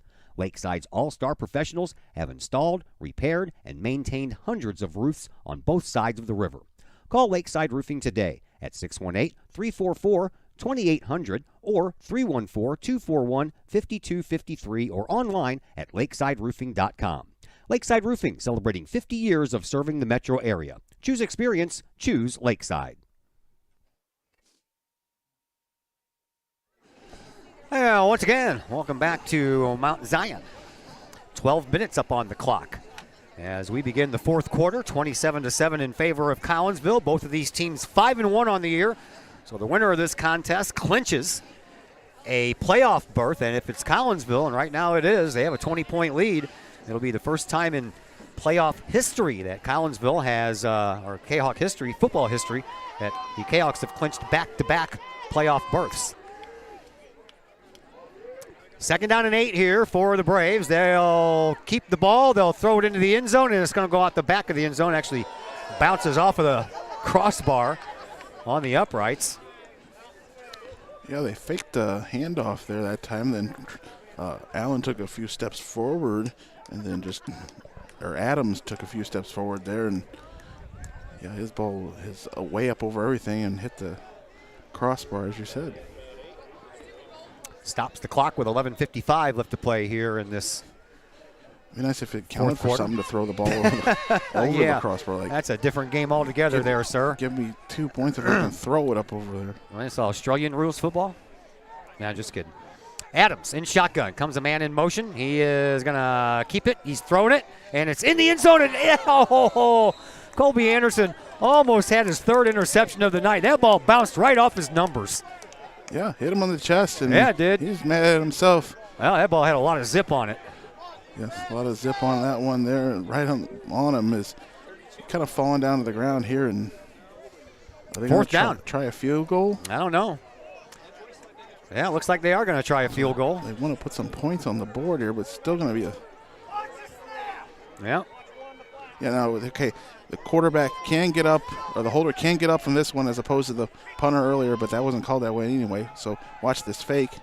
No fake. Ball is going to be low. He missed it. And it never went over. It stayed wide left. Yeah, it went wide left, and it went underneath the crossbar as well. So a big break there for Collinsville. Delvin Cross down there trying to get the fans fired up. You know, they probably need to get fired up. Probably be a little warmer than just sitting, right? Yeah, get fired up. Stand up in the chair. And yeah. That's what they needed there. But, yeah, interesting call there by Mount Zion. Kick a field goal that really technically wouldn't have gained you much. No. And down by 20. That would have put you down by 17, and you would have needed still need 3 scores. You still need 3 scores because even 2 touchdowns and 2 2-point conversions would have only given you, well, you still would have been 1 point short. So. Yeah, that doesn't make a lot of sense in my opinion, but they're doing what they think they needed to do, and the Cats get the ball. After the missed field goal, Collinsville gets it 1st and 10 from their own 20. Bagwell in shotgun. He's going to hand off to Rip. He's going to keep it. He'll try this left-hand side, and he'll get initial blockage enough to get himself about 6 yards on the play. He ended up having to cut it inside because he's running towards 2 or 3 Mount Zion players, but about 4. Not up against my Ogle thing over there. I don't know how that got moved. It is the broadcasting gremlin has struck again. 3 wide receivers on the far side, 1 on the near, and it's Bagwell is going to get caught from behind, and he is going to go down, helped out. Yeah. That's going to be a loss on the play, back to the original line of scrimmage, so it's going to bring up a 3rd down and 10. Last second he decided he was just going to carry it there, couldn't wait for the receivers any longer, but he had no idea he was being pressured from behind either. He's getting pressured from behind. He didn't know that. Clock continues to run. 10:35 left to play here in this 4th quarter as the Kahawks break huddle. They bring 2 wide receivers over here on this near side, Ryan McIntyre and Kylan Jordan. Two more on the far side. Richardson is the lone running back. Here's the snap. And Bagwell back to pass. Throws it down the middle and almost threw it right into the hands of Tyson Evans of the wrong team. So 4th down, Bagwell is going to have to punt, and he's going to do so from the shadows of his own goalpost. So if you're Mount Zion, that's pretty much exactly what you needed to do. Yeah, they didn't get the points, but Kahok failed to move the ball anywhere. Hopefully this punting situation goes much better than the last one. It's clean. McAtee is back to take this punt. He calls for a fair catch and makes the fair catch at the 47-yard line. So a good starting field position here for the Braves. 10-13 left to play here in quarter number 4. Collinsville leading 27-7. And the Braves get the ball back close to midfield, and we'll see what they can do with it. Still got a little bit of a breeze blowing up here. Normally after the sun goes down, the wind dies down. Flags aren't moving. I know the flag's not moving, but I can hear the wind going across the microphones. Just some more here on the defense here. The Kahoks get some stops here as Zion's only got the 1 touchdown so far, and they missed the field goal. All right, 1st and 10 for the Braves from their own 47-yard line. Adams in shotgun, trying to get his running back to move from one shoulder to the other, and the handoff is going to go to the far side, but not a lot of room to move there for Petty, and that's going to be a loss on the play. A loss of about 2. After all that moving around, still didn't amount to much. Havermill just latched on him at the last second there as Petty was trying to turn the corner. And is your ride leaving? No, I drove him. Okay. His other buddy was here, and they're leaving. Okay, I got you. I got you.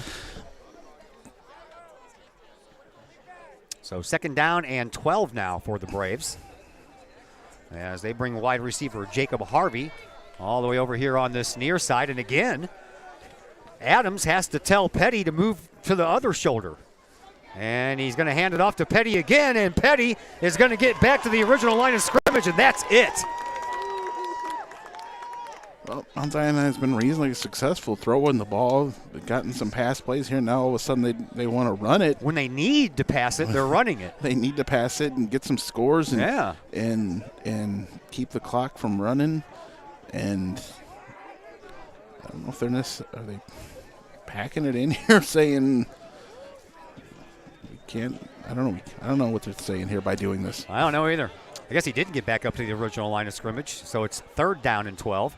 Here's a snap, and that one almost caught Adams off guard. He throws it into the Kahok bench. That's 4th down. That's intentional grounding. Yeah, he wasn't outside the tackle box. He just went back, and that's got to be intentional grounding. He just looked like intentional grounding to me. I mean, he took like 5 steps straight back, never did go left or right, and saw the pressure coming his way and just heaved it out of bounds. Kahoks aren't going to get that call, and they're going to get the ball back anyway. Not much argument from the sideline, no. So maybe there's an aspect of that we're missing. I guess they were saying there was somebody close enough. And oh, yeah. Mount Zion just goes real weird here. The ball landed on the track, dude. That went over the Kahawks bench. Yeah, but we'll come back to that in a minute. Oh, Owens, another low punt for him, and he still gets it off. And Richardson's going to take it, and he's going to move forward with it. Didn't call a fair catch despite the fact he had a bunch of black jerseys heading right for him, and he gets it up to the 30-yard line. So Collinsville will start there, 1st and 10 from their own 30. 8:38 left to play here in this 4th quarter. Going back to the 3rd down play, it seemed like the ball got snapped, and not all the members of the offensive line of Mount Zion moved on it there, and then he just took those 5-6 back and threw it away. So that's what ended up happening there. But the Canucks do force them to punt. So 8:38 left to go here on the clock here in the 4th quarter. Collinsville still not clinging. They're up by 20, 27-20.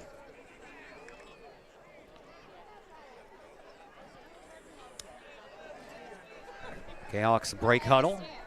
McIntyre lines up over here on the near side all by himself. 3 wide receivers on the far. Handoff goes to Richardson. He steps to the left, steps to the right, and nowhere to go after that. That's going to be a loss of a yard on the play.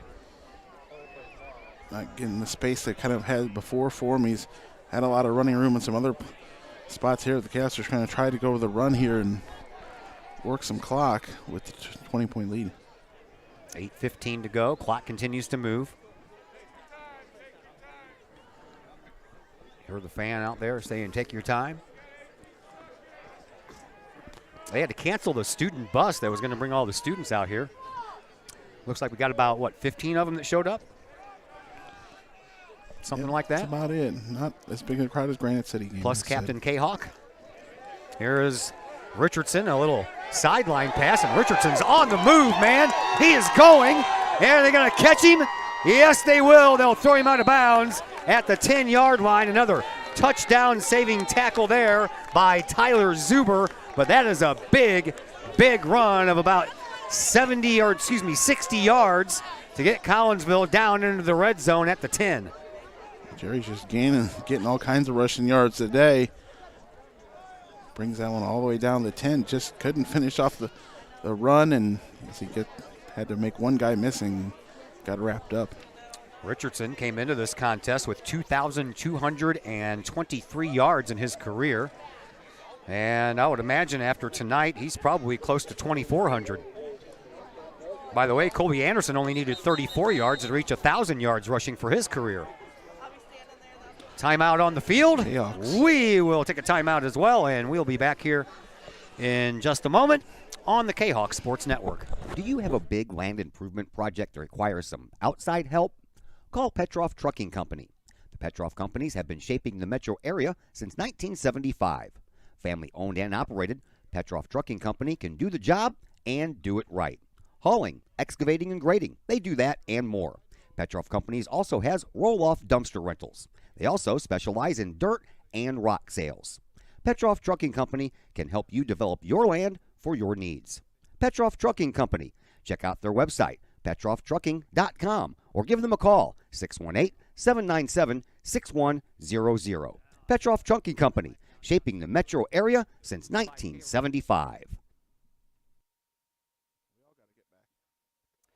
Back here at Mount Zion, Todd Duke, Chris Kettler, Zach Roseman. We're all back with you. 7:32 left to go. Here is a throw by Bagwell. Not a nice catch there by Richardson. He stops, stutter steps, and then heads to the sideline. Is he in? No, he is not. He'll be out at the 1-yard line. Play some kind of botch from the beginning there. Yeah, it did.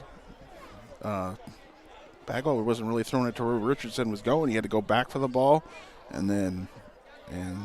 that's just the ball. And then he had a good block from Pinnell and ends up getting the ball all the way to the 1. Wow. So it is 2nd down and goal from the 1-yard line here for Collinsville. Who wants this 1-yard touchdown? It's going to be Bagwell. He's going to keep it. He's going to push it. He's going to be in for a touchdown. Second 1-yard run by Bagwell. He just goes up under center there and just kept going, and finally found enough room to slither on in there, get across the ball in front of the line there. Cap touchdown. The only score that took place in that third quarter was that fumble recovery in the end zone by Oseguera. Here is Chai on to try the extra point. Pinnell the holder. Here's the snap, high snap, ball down, kick on the way, and this one is good. So Collinsville will extend that lead, and now the Kahawks lead this one by a score of 34-7, and we will take a timeout. Braves will get another crack at trying to get to the end zone when we come back from a break here on the Kahawk Sports Network. The people of Illinois welcome you. The folks in Collinsville, Illinois, well, they want you to stick around for a while and enjoy the sights, the fun, the food, and of course, the Collinsville Kahawks. The city of Collinsville is a proud supporter of the Collinsville Unit 10 School District. So welcome to Collinsville. Come on over, catch a Kahawks game, or enjoy some of the new places to eat, shop, and have fun. There's plenty to do for the young and the young at heart. Enjoy Christmas at the Collins House during the holidays, tunes at Bloom in the warm summer months, and more. There's plenty to do in Collinsville, so come on over for a bit. The folks in Collinsville would love to see you. For more information, go to www.collinsville.org.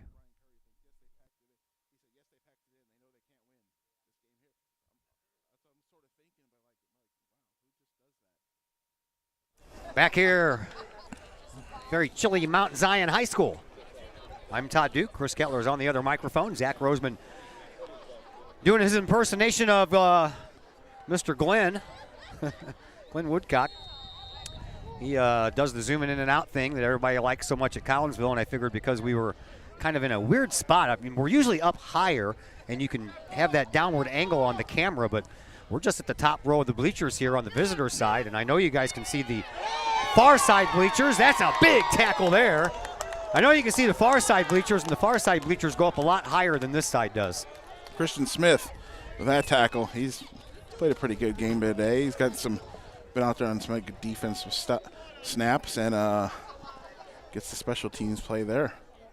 34-7 in favor of Collinsville. We have 7:14 left to play here in this fourth quarter, as the Kahawks look to clinch a playoff spot for the second year in a row.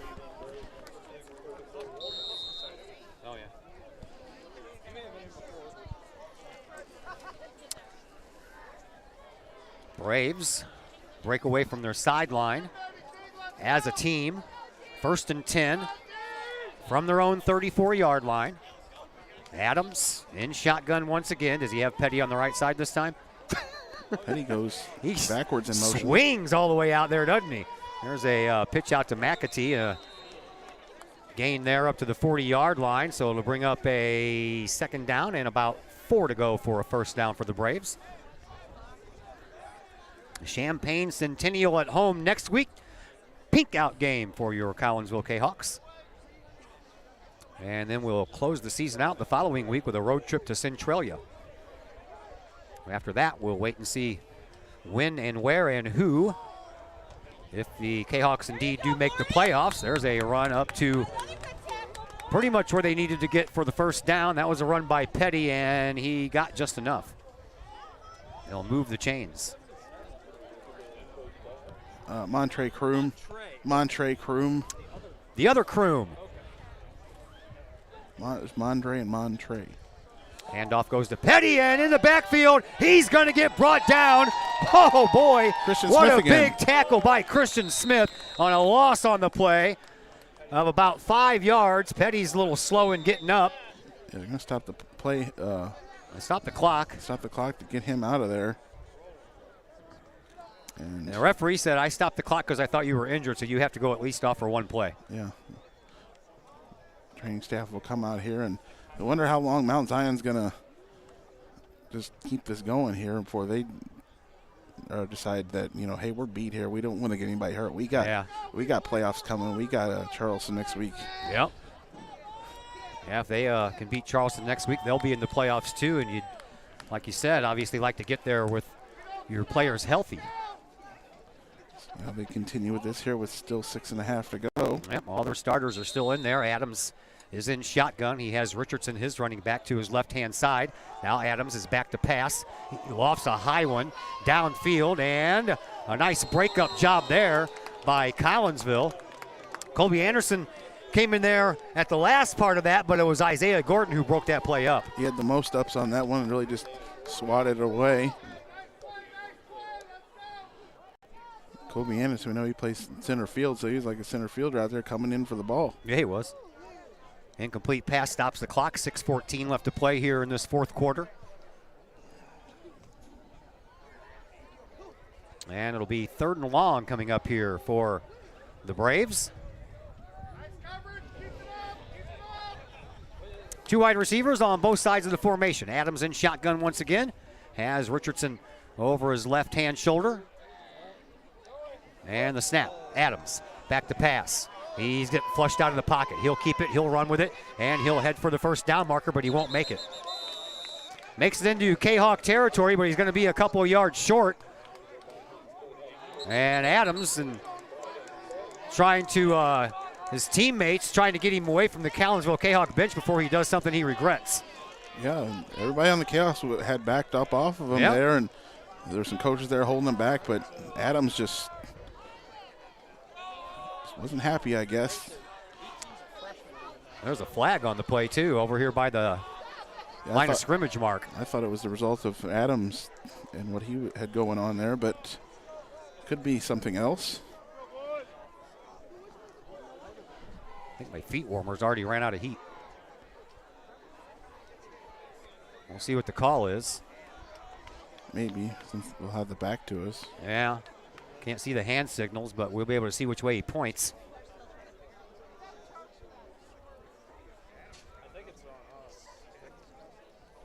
Referees are still talking about it. Holding call against Collinsville. And a personal foul against Mount Zion, so this will be offsetting penalties. Yeah, so they did end up getting Adams.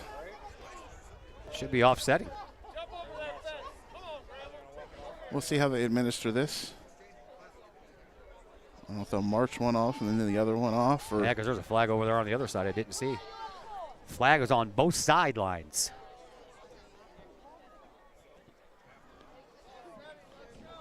I think you might march one penalty off and then the other one and go from Doesn't make a there. lot of sense. One would be a 10-yard penalty for the hold, and the unsportsmanlike conduct penalty would be 15 yards. So all in all, it would be a 5-yard gain by Collinsville. I think this referee on the Mount Zion's sideline might have a whole nother penalty because he threw his flag back down. There might be some dissent going on from the Mount Zion sideline. That's just a guess on my end here. 6:06 left to play here in this fourth quarter. We had a clunky end week two like this with penalties at Triad. And the refs ended up screwing up or told our sideline a different down than what it was, and that allowed that second Triad touchdown. Well, one referee's over here talking to Colton Rhodes now to explain what's going on. The other referees are going off to mark off something, I guess.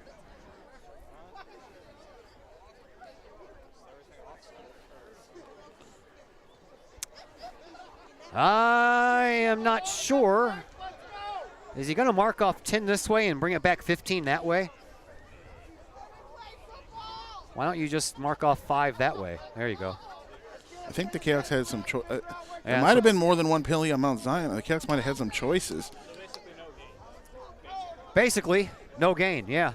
That's what happens here. It'll bring up 3rd down and long, which it was already 3rd down and long. You can watch major college or NFL games. You get explained what's going on, and here we're just a couple of fools get some. Whoa, maybe it's this, maybe it's that, maybe it's this. At least in Charleston they had the referee mic'd up.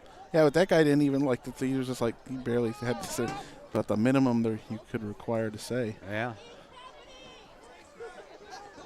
Would be nice if they'd start doing that in high school football, giving all these refs microphones so we can hear what's going on.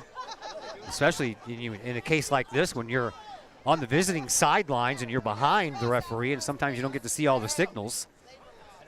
They say, like, you can see him pointing and you can tell sometimes, like false start calls, you can see the way the arms are moving. But other than that, you have to kind of guess. Well, parents and Kahok fans over here are getting a little restless. But that's just because we're going to keep on going here. It doesn't seem like the coaching staff is worried about it too much. And we still have committee meetings going on everywhere. Right. The white hat, he went over to Mount Zion sideline, talked to them for a while. Now he comes in here and is going to talk to the other two guys. Yeah, come on. We got a long way home. Let's go. I got to get up early in the morning. My wife is doing the St. Louis Blues 5K. We have to be down there at 7:30 in the morning. It's a freshman game or freshman JV game or whatever it is. Just one game tomorrow between Collinsville, Mount Zion, and Kahok Stadium. So yeah, Kahok people want to get back and coach. And if these referees are from the Metro East, they have a long drive back too. Yeah, it's a little more restless over here with the fans and here on the Kahok sideline. Oh boy, quite a delay here has become now. This is almost as long as halftime. I mean, we're the dancers. Okay, we got it now. It's 3rd down. The ball is on. We got to go back over here and talk back to Mount Zion again. 39-yard line. All the refs came out of that holding up that it's third down. All this for exactly the same play where we were. It's third and long.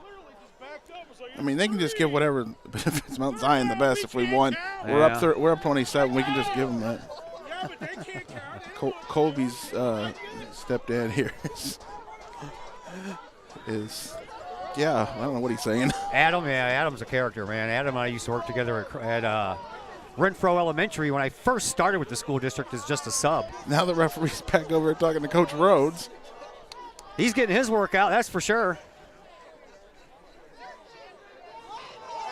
All we need is the Wayans brother and a horse, and this is the last Boy Scout. Too bad Tony left. We could maybe get some official action shots. No, official. Since he referees too, he could have official Mike Pereira. All right. Give us an explanation. Third down and 14.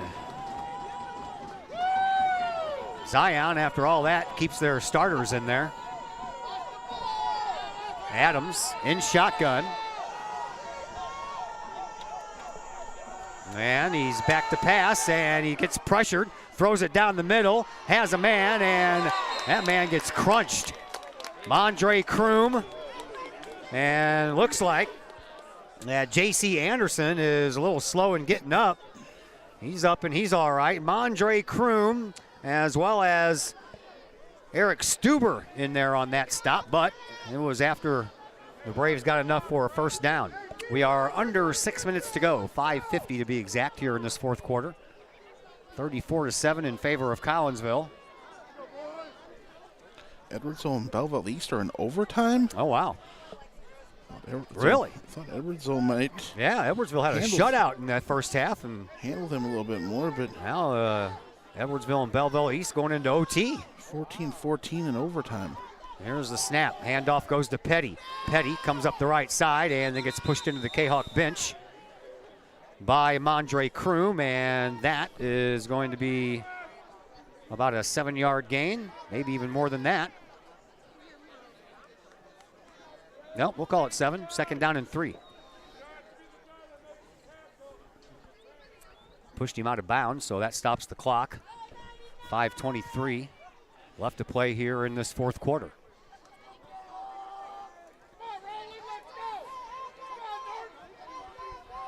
Adams hands the ball off again to Petty. Petty does the same route that he did last time, and he gets back to the line of scrimmage, and that's about it. And a late flag. I'm guessing that's going to be a hit out of bounds.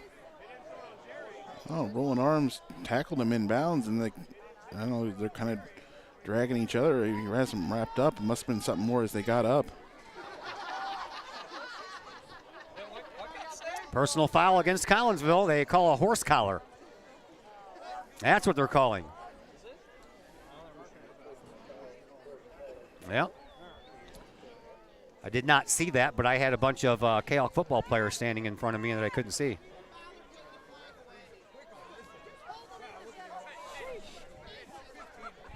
Know what to do here. Well, it's going to give them a first down. 15-yard penalty on the personal foul call. 15 yards from the end of the run. This has been like the longest game ever. It's the longest half anyway. All right, fresh set of downs here for the Braves. From the Collinsville 24-yard line, Adams is back to pass. He throws, and he's got a man open once again. And again, that is going to be Grant McAtee. And he'll get about 4 on the play. Just push him out of bounds nicely. Don't tackle him. You might get called for a penalty. Yeah, it looks like the Braves are trying to use the sidelines now. They've been running to the sidelines, throwing to the sidelines. And they're playing the clock game, but, you know, they're down by so much. Yeah, after their possession before this and the decision to kick the field goal down 20, I just thought maybe they were ready to pack it in here, but they're really trying here on this drive here. That they are. Here is a handoff, and Petty goes absolutely nowhere. Christian Smith again. He's having a whale of a game. Yes, he is, and now Petty's hurt. Petty can't get back up. He was hurt a little bit the last time, and the referee's going to give him a chance to get up, and he does. It was the last time the referee stopped the clock. Probably Petty thought it was a little too quick on the stoppage, but they're going to go to Richardson now. They're Richardson. Yeah. That would be Bryson Richardson, who came into this contest as their leading rusher with 237 yards. 3 wide receivers on the left side, 1 over here on this side. Here's the snap. Adams is back to pass. Looks down over to the far corner. He's got a man open over there, and it's incomplete. Colby Anderson breaks it up. Yeah, he did, just at the last second. Pretty far away from us anyway. It could have been out of bounds anyway, but great job by Colby to break that one up. He's got 2 interceptions on the night, nearly had a third. This will be 4th down. 4th down and 7 to go for a first down. Incomplete pass means the clock stopped again. 4:09 left to play here in this 4th quarter.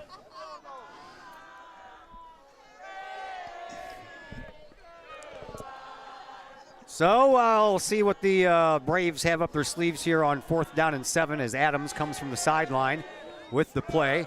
3 wide receivers come with him, and they're all going to stay over there on that far side, and now we're going to have a timeout called as the Braves couldn't figure out exactly what they were going to do. So a timeout on the field. We will take a timeout as well. We're back here in just a moment on the Kahok Sports Network.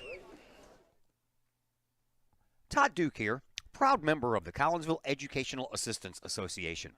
Whether you call us teachers' aides, paraprofessionals, or educational assistants, it all comes down to one thing: taking care of students. More importantly, your student. Yes, we are there for the teachers, and we help them in any way possible. But our goals are in line with our teachers in that we want to see our students succeed at not only being a student, but well beyond that as we ready them for the world outside of the classroom. We are Union Strong. We are Kahok Strong. We strive to help students reach their potential. We are the Collinsville Educational Assistance Association. Go Kahawks! Back here at Mount Zion High School, 4:09 left to play on the clock here in this 4th quarter, 34-7 in favor of Collinsville. My name is Todd Duke. Glad that you're with us here on a chilly Friday evening. Hope you're doing all right. Heading into the weekend. Chris Kettler on the other microphone, Zach Roseman on the camera. Glad that you're with us. Adams is back to pass. He'll loft one up in the air, and that one is close to being picked off again. Anderson was all over the intended wide receiver, Jacob Harvey, and that's a turnover on downs. Collinsville will get the ball back and do their best impersonation of clock chewers. Mount Zion's probably fortunate it didn't get intercepted there. Colby with another chance to get that one here, and yeah, at 4:02 here, we'll just look to work some clock here. The main guys in here take care of the ball, and let's go home. Empty backfield. Nope, they're going to keep Mr. McIntyre back there to run, maybe. There's a handoff to McIntyre. He goes up a little bit off tackle right side, and he's got plenty of room, and he's still on the run, still on his feet, and they push him out of bounds at about the 45-yard line. Big gain there by McIntyre. Too bad they pushed him out of bounds, though. His first carries? Is he on the stats for rushing yards yet? I don't take all of the stats from the rushing. It would make my pages too long. Oh, okay. I usually only go with top few. Yeah. Well, no, I got all of them on there. He's not on there though. Yeah, so his first carry of the year. It was. Gets a good healthy gain here. Fortunately, it stopped the clock. Yeah, that's what I said. It ran out of bounds. Snap and a keeper. This one. This is Reynolds. I believe. Reynolds came in to take the place of Ethan Bagwell. I think they just wanted to get out of the shadows of their own goalposts before they started bringing in some of the backups here, and they do. Yeah, Bagwell's right here. Bring in Chase Reynolds, who he went 0 for 1 last week through the air. He did throw a pass against Granite City, but it was incomplete. He has gained 34 yards on 4 carries on the ground. Yeah, the second team came out there about 6 minutes ago and worked all the time off the clock there and just scored at the very end. And maybe not necessarily something you always do, but scoring that late, up that big, but felt like the team kind of deserved the score, and Granite City just never stopped them running the same play over and over. Yeah, Collinsville didn't kick the extra point, though. Oh, there's a handoff to McIntyre, and he gets met in the backfield instantly.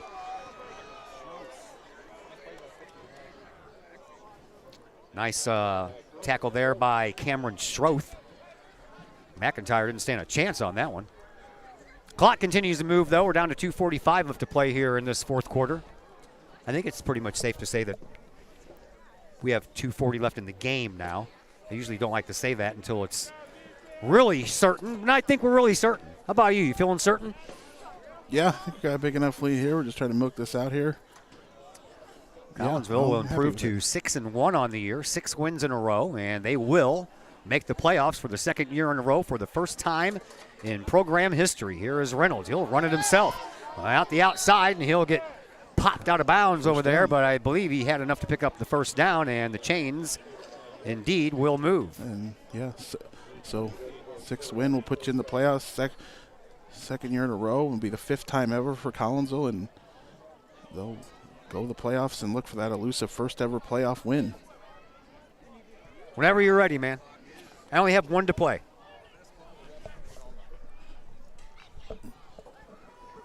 Collinsville's never won a playoff game, 0-4 all time. Yeah, I'm really hoping for that this year. Gave heck of a game last year with Geneva. First down and 10 for the Kahawks after the chains move, and the handoff will go up the middle to Tange, and he'll barrel forward for about 3 yards on the pickup up to the 40-yard line. That'll bring up a second down and about 7 to go for a first down as we're down to the final 90 seconds left to play here in this one. And Collinsville will be feeling very good about themselves as they get to head back home after 2 straight games on the road. And Centennial will actually play tomorrow, so they'll have a little less rest. Yeah.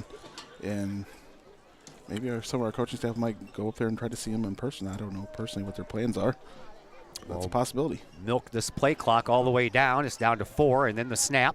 And the handoff goes to McIntyre. He tries the left side. He's got some room, and he'll be very close to the first down. Should just be able to kneel on it from here. Yeah, we're down to seconds now. Just seconds, folks. Well, they got to stop it to move the chains, which they did. McIntyre picked up another first down. I don't think they're just going to kneel. They might probably just run some kind of play to keep the clock going. It is first down and 10 for the Kahawks. And all they got to do is take a knee, and this game will be in the books. Oh! What's the point of that? Okay. I don't know, but coming through that line was Stroth once again. He was ready to tackle somebody, but that's going to do it. Collinsville wins it here tonight by a final score of 34-7.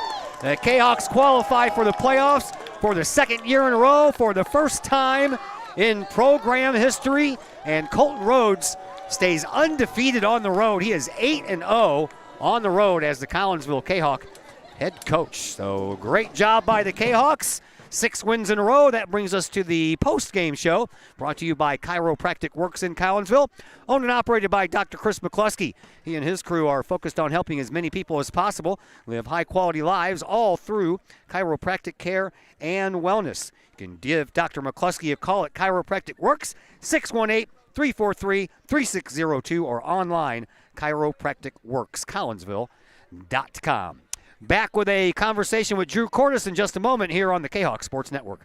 The Ortho Gold TRT tissue regeneration machine is revolutionary new technology. It's known as a shockwave machine. In the hospital setting, it's lithotripsy. The machine looks sort of like an ultrasound head, but it's much different technology. It drives sound waves into tissue at 3,500 miles an hour. It's a 3 to 5 minute non-invasive treatment. This is revolutionary technology. It's great for acute, which means, injured tissue, new injuries per se. Also chronic conditions. We have many people who have canceled knee replacements and shoulder replacements and treated lots of plantar fasciitis, foot, ankle problems. Overall, the Ortho Gold TRT softwave machine is revolutionary technology. We've been very excited to bring it to our practice, and we've already helped a tremendous amount of people with it, and we're looking forward to helping a lot more.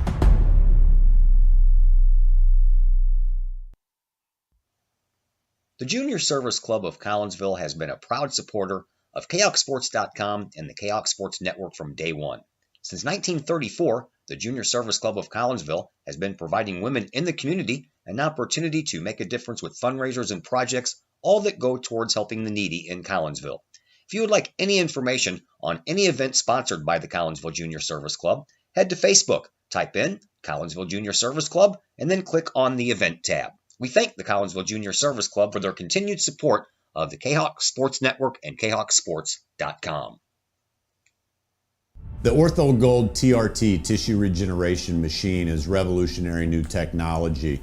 It's known as a shockwave machine. In the hospital setting, it's lithotripsy. The machine looks sort of like an ultrasound head, but it's much different technology. It drives sound waves into tissue at 3,500 miles an hour. It's a 3 to 5 minute non-invasive treatment. This is revolutionary technology. It's great for acute, which means, injured tissue. New injuries per se, also chronic conditions. We have many people who have canceled knee replacements and shoulder replacements and treated lots of plantar fasciitis, foot, ankle problems. Overall, the OrthoGold TRT soft wave machine is revolutionary technology. We've been very excited to bring it to our practice, and we've already helped a tremendous amount of people with it, and we're looking forward to helping a lot more.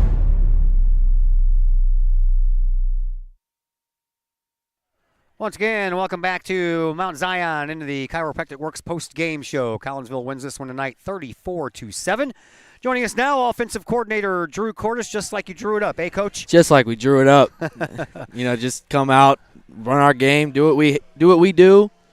Had some fun out there. Yeah, and I like the Osagara recovery in the end zone for a touchdown. That was fun. I'll give it to him. Yeah, he put all the effort into that, Unless we had that pylon cam, which we're not getting in high school football, I was just going to say it's a fumble, and Javi recovered it. Give him the touchdown. That'll work. All your touchdowns came on the run tonight, too. Yes, all of them came on the run. We were kind of surprised. We thought we'd be able to pass it because the way we've run the ball the last few weeks, we thought that they would be focused on shutting that down, but we just kept running up the middle. They kept trying to beat us on the outside, and coming up the middle was big, and then they tried to pack the box, and that's when we run outside of them. Front line did a great job again. This is the third or fourth week in a row we've just run it down their throats, and when they're going to keep giving it to us, we're just going to keep taking it. How is that sweet revenge taste? It's awesome. This ride was long. It wasn't fun, and all week long it's like, man, you guys ruined our perfect season last year. So it's fun to be out here. This is what high school sports is about. You kind of have that bad blood. As soon as you step in, you prep all week for it, and it's fun to get that revenge. How about back-to-back playoff berths for the first time in program history? It's turning. This is Kahok football these days. We all do a good job. Everybody does what they need to be, the players, the coaches, our fans, our community is fantastic again. It's just one big unit from all of us to the entire community. I love it. I love being a part of it. I'm sure all of us do.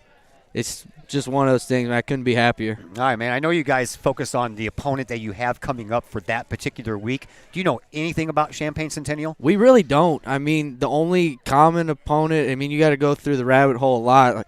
They played Danville. Danville played Belleville West. Belleville West played Alton. And, that's all we've got. So we're going to get our first film on them tomorrow, and we got 6 days to prepare. I know these seniors, everything that they've been through, it's going to be a fun week. It's going to be a fun game because it's their last time and a guaranteed time in a regular season game that they're going to take the field at Kahok Stadium, and I know they're ready for it. And they don't want to go out like they did last year against Mount Zion. We're ready. So it wasn't very fun ride down here, but it's going to be a fun ride home. It's going to be a great ride home. Yeah, it's going to be a great weekend. This is exactly how we drew it up. We just came and we took this game from the beginning, and this was Kahok football. Congratulations on the win, dude. We'll see you next Appreciate week. It. Yep. Thank you. Drew Cordes, the offensive coordinator there for your Collinsville Kahawks. They win 34-7 here tonight. That is going to do it for us. We're cold and we're going to get out of here. For Zach Roseman, for Chris Kettler, thank you very much for Colton Rhodes joining us in the pregame show and Drew Cordes joining us in the postgame show. My name's Todd Duke. I'm shivering. I'm going home. We're back in action Tuesday. Soccer for you at O'Fallon. 6:30 start. We'll be on the air just before that with the pregame show. Again, big thank you to everybody, and my name is Todd Duke, and everybody enjoy your weekend.